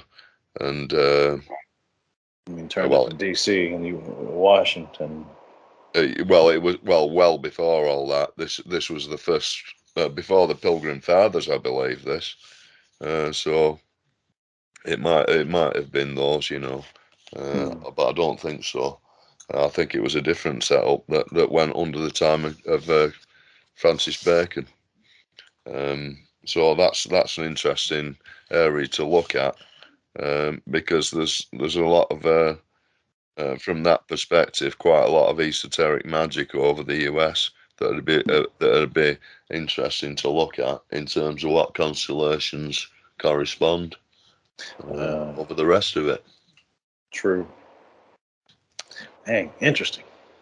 It's good stuff. And I was saying, we were talking earlier on, and it came up about the out of Africa. Well, yeah. I have the view, I've been developing the view that there is more than one, humans are more than one, they're not just out of Africa. So I've developed the view that there's more. You had your African subgroup, you had your Aboriginal, then I would say we were more out of that, up around that Crimea, Russia, all through that bottom, through that middle area. And then, of course, you got your Chinese, which is your Asian. And that's the way I view it, like we're not just one group out of Africa. Yeah. Hear that. I can understand that. Ramon, can I ask, you mentioned earlier... between us. There's too many differences between us, say, and the African. That's what I view it on. Yeah, I think I even brought up in our last time we spoke, or to Mr. Teddy. I mentioned the difference in the muscle tissues and fibers connecting to the bone, not connecting to the bone, being more aquatic, being more land-based. These things are very much indicators of some form of either a split or a difference, obviously, in the species itself. Mm-hmm. So, anyway, Ramona, I was actually going to ask a question. Go ahead. A second ago. I lost my train of thought on it. Oh, speaking of the Great Wall of China and the Chinese, bringing them in, has anybody ever looked at the fact that thing kind of faces the opposite direction than it should in order to protect China? I haven't sat and thought about it, to be honest with you. That'd be an interesting discussion. I'll have to look into it and get back to you. But yeah, it's something that has come across my path on numerous occasions through different things that I would be reading, whether it be on the Tartars or whatever. But it does loop around itself a couple of times. So you have to look at the overall, but it would be interesting. We have a pretty good record on the Great Wall of China. That'd be very surprising. Probably to stop the peasants escaping, I would think. Yeah, I don't want to, kind of muddy the waters on any kind of an issue there. It was something curious. It kept coming across my path. I wanted to ask about and see if anybody had any experience with it or knew anything further on it.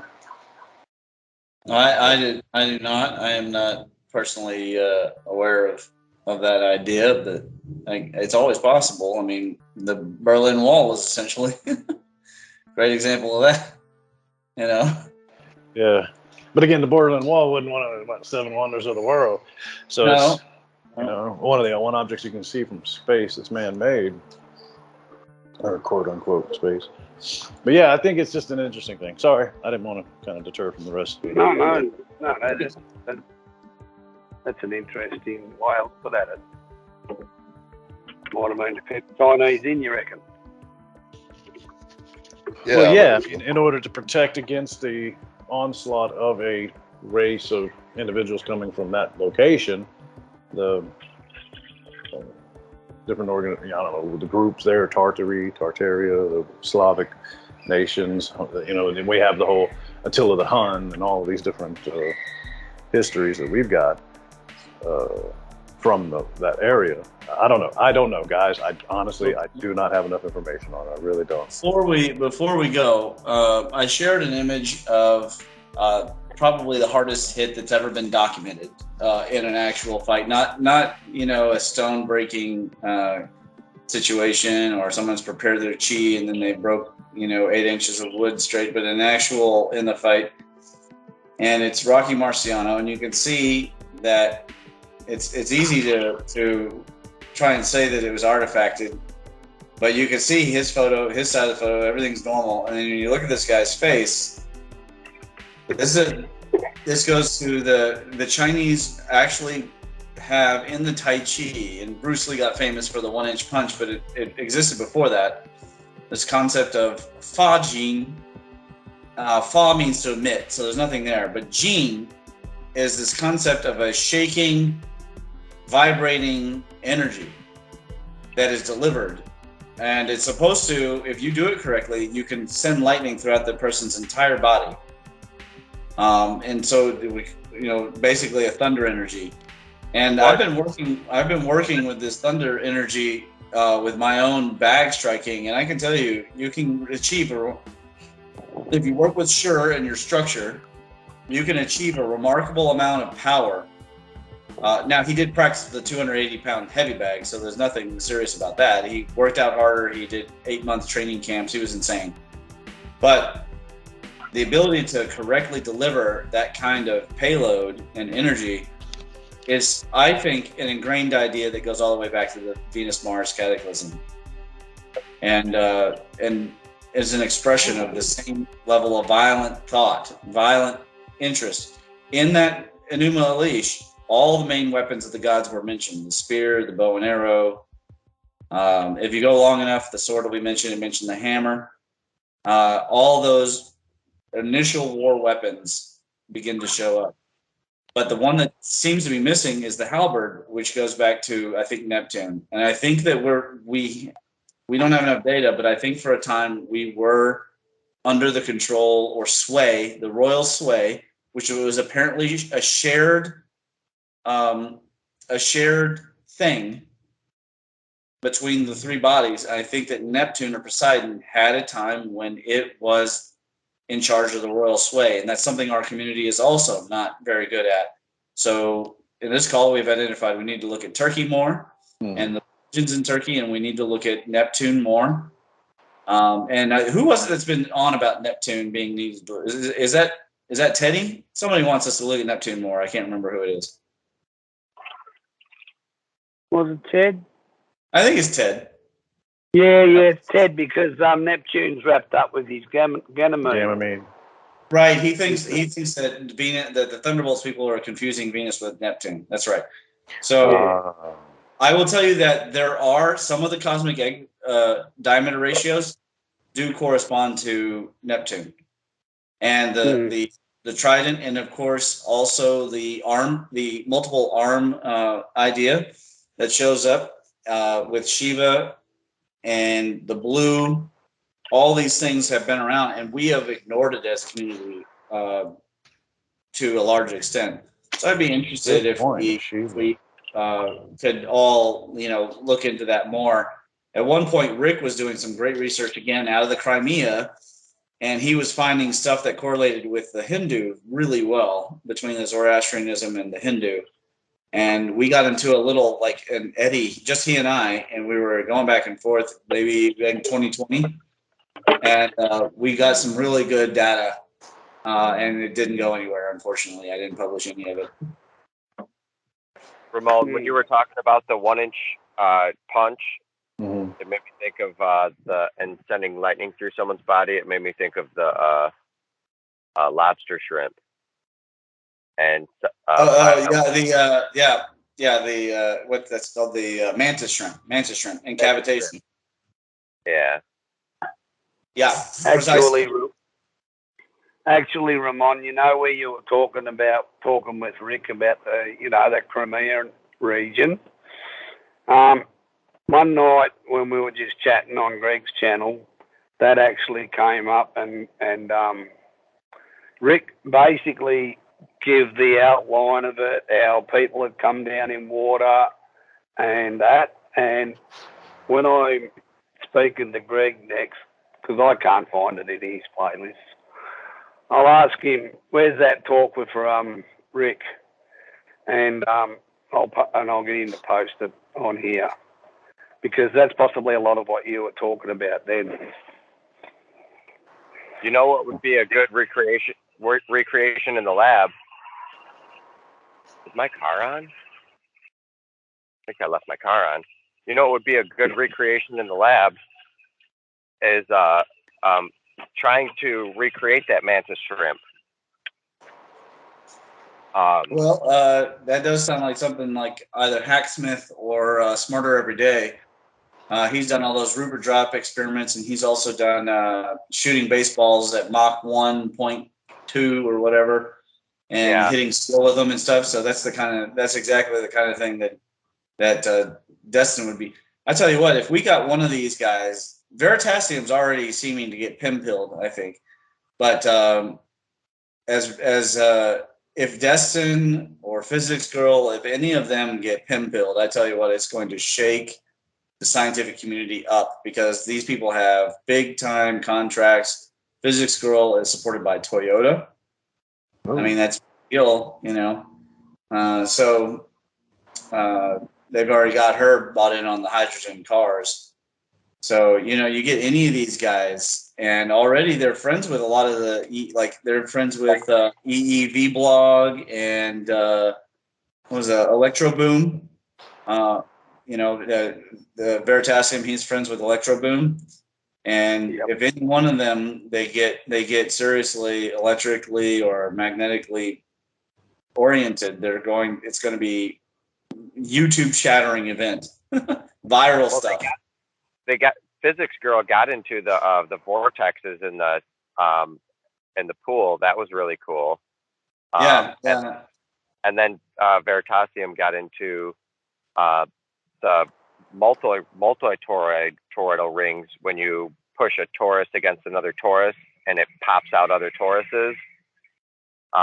That's explaining the Dougherty set. That's explaining how physics actually works. That's taking Faraday's hypothesis, I think it's Faraday, of the toroidal structure of atoms. You take a torus, you pop it against another torus, and toroids come out. That's a birthing process. You know. But anyway, it's going closer towards the electric universe and the vortex universe. They've done experiments like that, so that'd be cool to get the sonoluminescence in water. Like, you know, you smash two rocks together, right? It would only take a certain amount of pressure to smash two things together and get light. I've heard they've done it with sound, buddy. I've heard they've been able to, fire a small sound beam, direct a small sound beam, and do it in high frequency. And I don't know what frequency it is, I found, but I believe that's you can apparently create a sun in a jar doing that. We don't talk enough about Jason Verbelli. Jason Verbelli and the Real Verbs. He's amazing, and yeah, I was introduced to that through his channel. And Nanospire.com. Those guys transmuted elements in just water with sound cavitating. So sound cavitating a bubble creates new elements as it shatters into different elements. And there's constant cavitation. You know, like imagine all the cavitation that when just from the rocks hitting the ocean and cavitating into the ground and cavitating into the water, and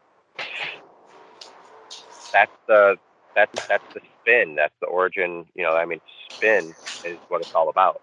Spinning, and the microspires actually get down to 1 nanometer length, like the length of DNA or the width of DNA, and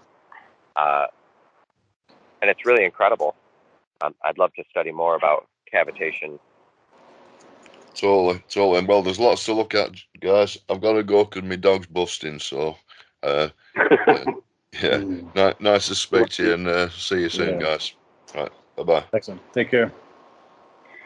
It's been a good couple of hours. Yeah, I think I'm going to roll out too, guys.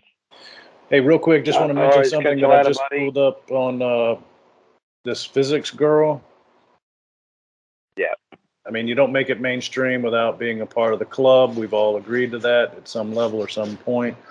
I just want to point out that she does, and there's multiple pictures of her with a left black eye, the whole black eye club, the one eye club, the whole, you know, I'm just pointing it out. I'm not trying to draw any, I'm not trying to draw any correlation to it, but just trying to point out that multiple individuals, whether it be the Pope, the presidents, you name it, the Black Eye Club. I guess you could just Google the Black Eye Club.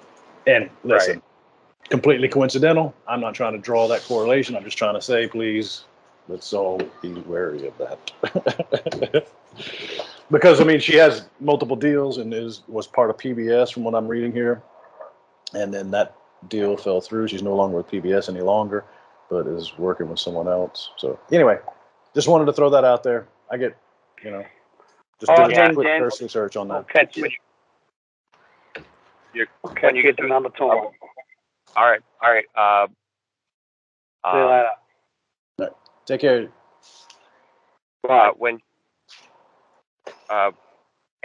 Bye, Andy. Sorry, I forgot his name. I was having a brain fart. Yeah, when you get to a certain point of influence, like the most watched person on YouTube was Michael Stevens, one of the most watched people. He was invited to Obama's, office and White House. These people, you reach a certain stature, and that's it. Yeah. But I gotta roll here. I gotta Yep. Absolutely, guys. Sorry, I hate to throw that one out there at the last thing of the runoff. But anyway, appreciate all the time today. It was awesome. Yep. Absolutely. Good show. Yeah, guys, it was really good. We'll stop the recording, and it was a good show. Good job, guys. Great times. Thank you. Good job. I appreciate it, guys. Thank you. Thanks. Thanks Have for a all good one. peace. All right. Bye-bye. Even though I can't hear it, I can tell that they all are loud. The geometric view is a love is watching product. Love is watching being. Thank you for doing that. Keep your eyeballs out. Pay attention. There's a lot going down this year. Be vigilant. Be mindful. Be insightful. Be loving. Thank you for being here. Thank you for being kind. Share the love. Spread the love. Become the love. Amen.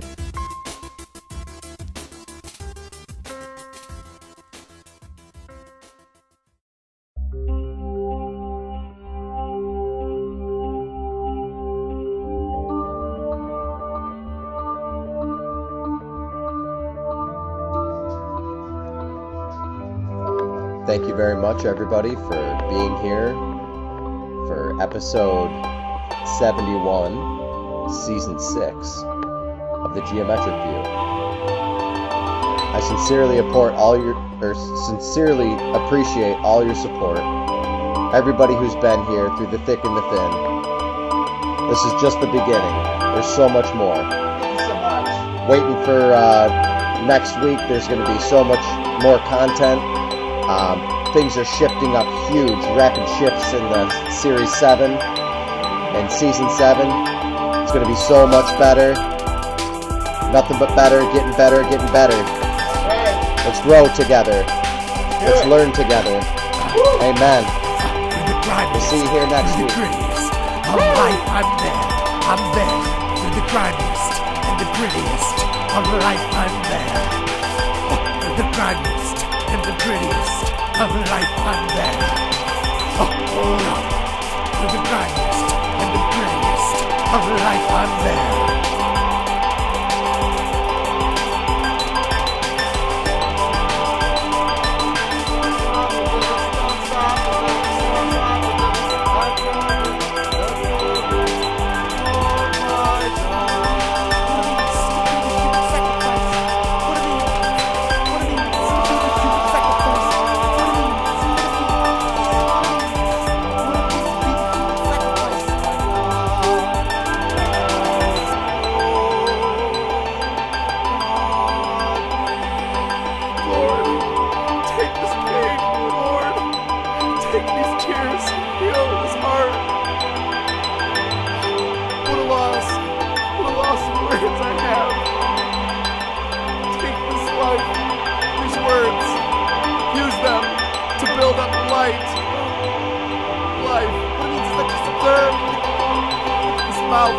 Life and death.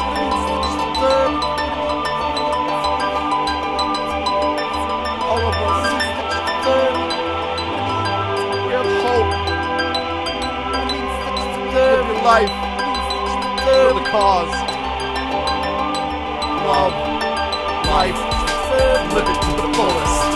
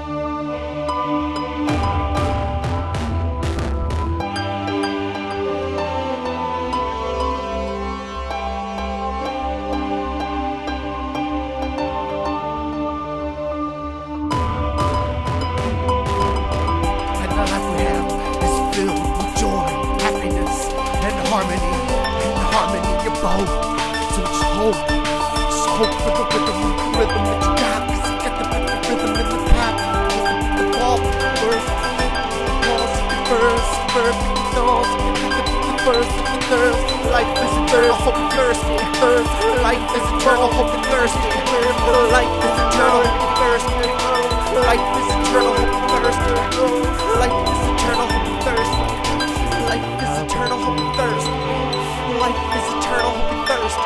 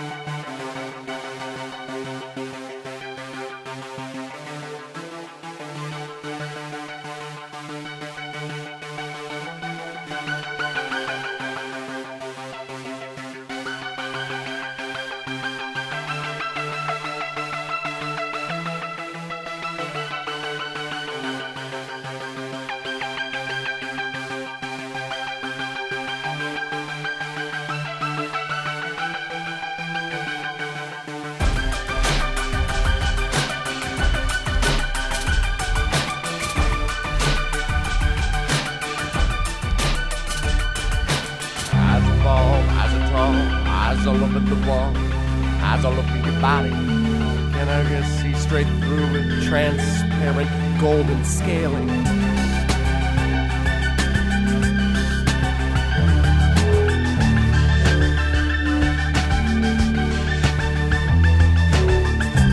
largest of the atom must embark on this because this is the journey. The journey is life.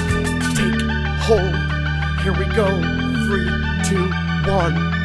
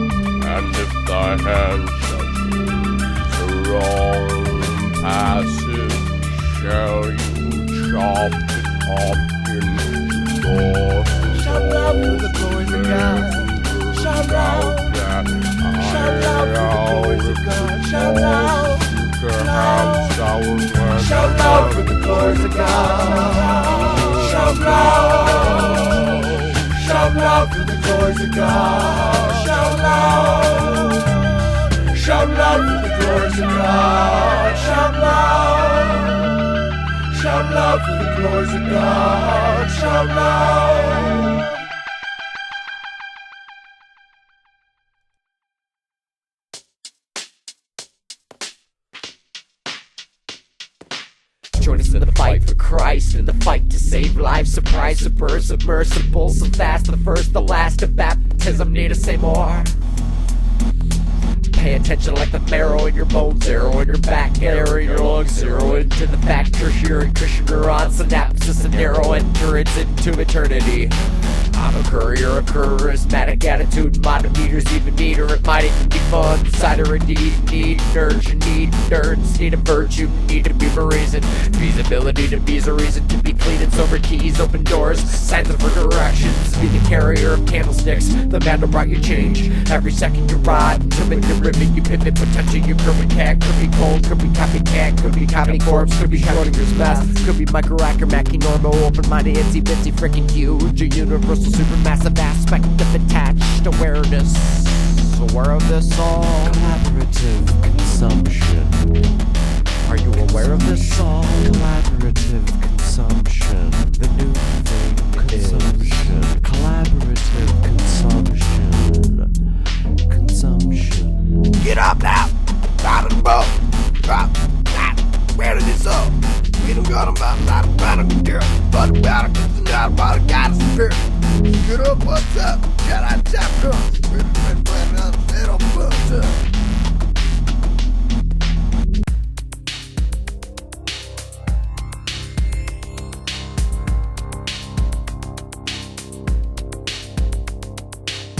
I'm in search of, I'm in earth love, I'm in living life, I'm in living color, I'm in air drop, I'm an earth thing, I'm an earth thing, I'm an earth thing, I'm an earth thing.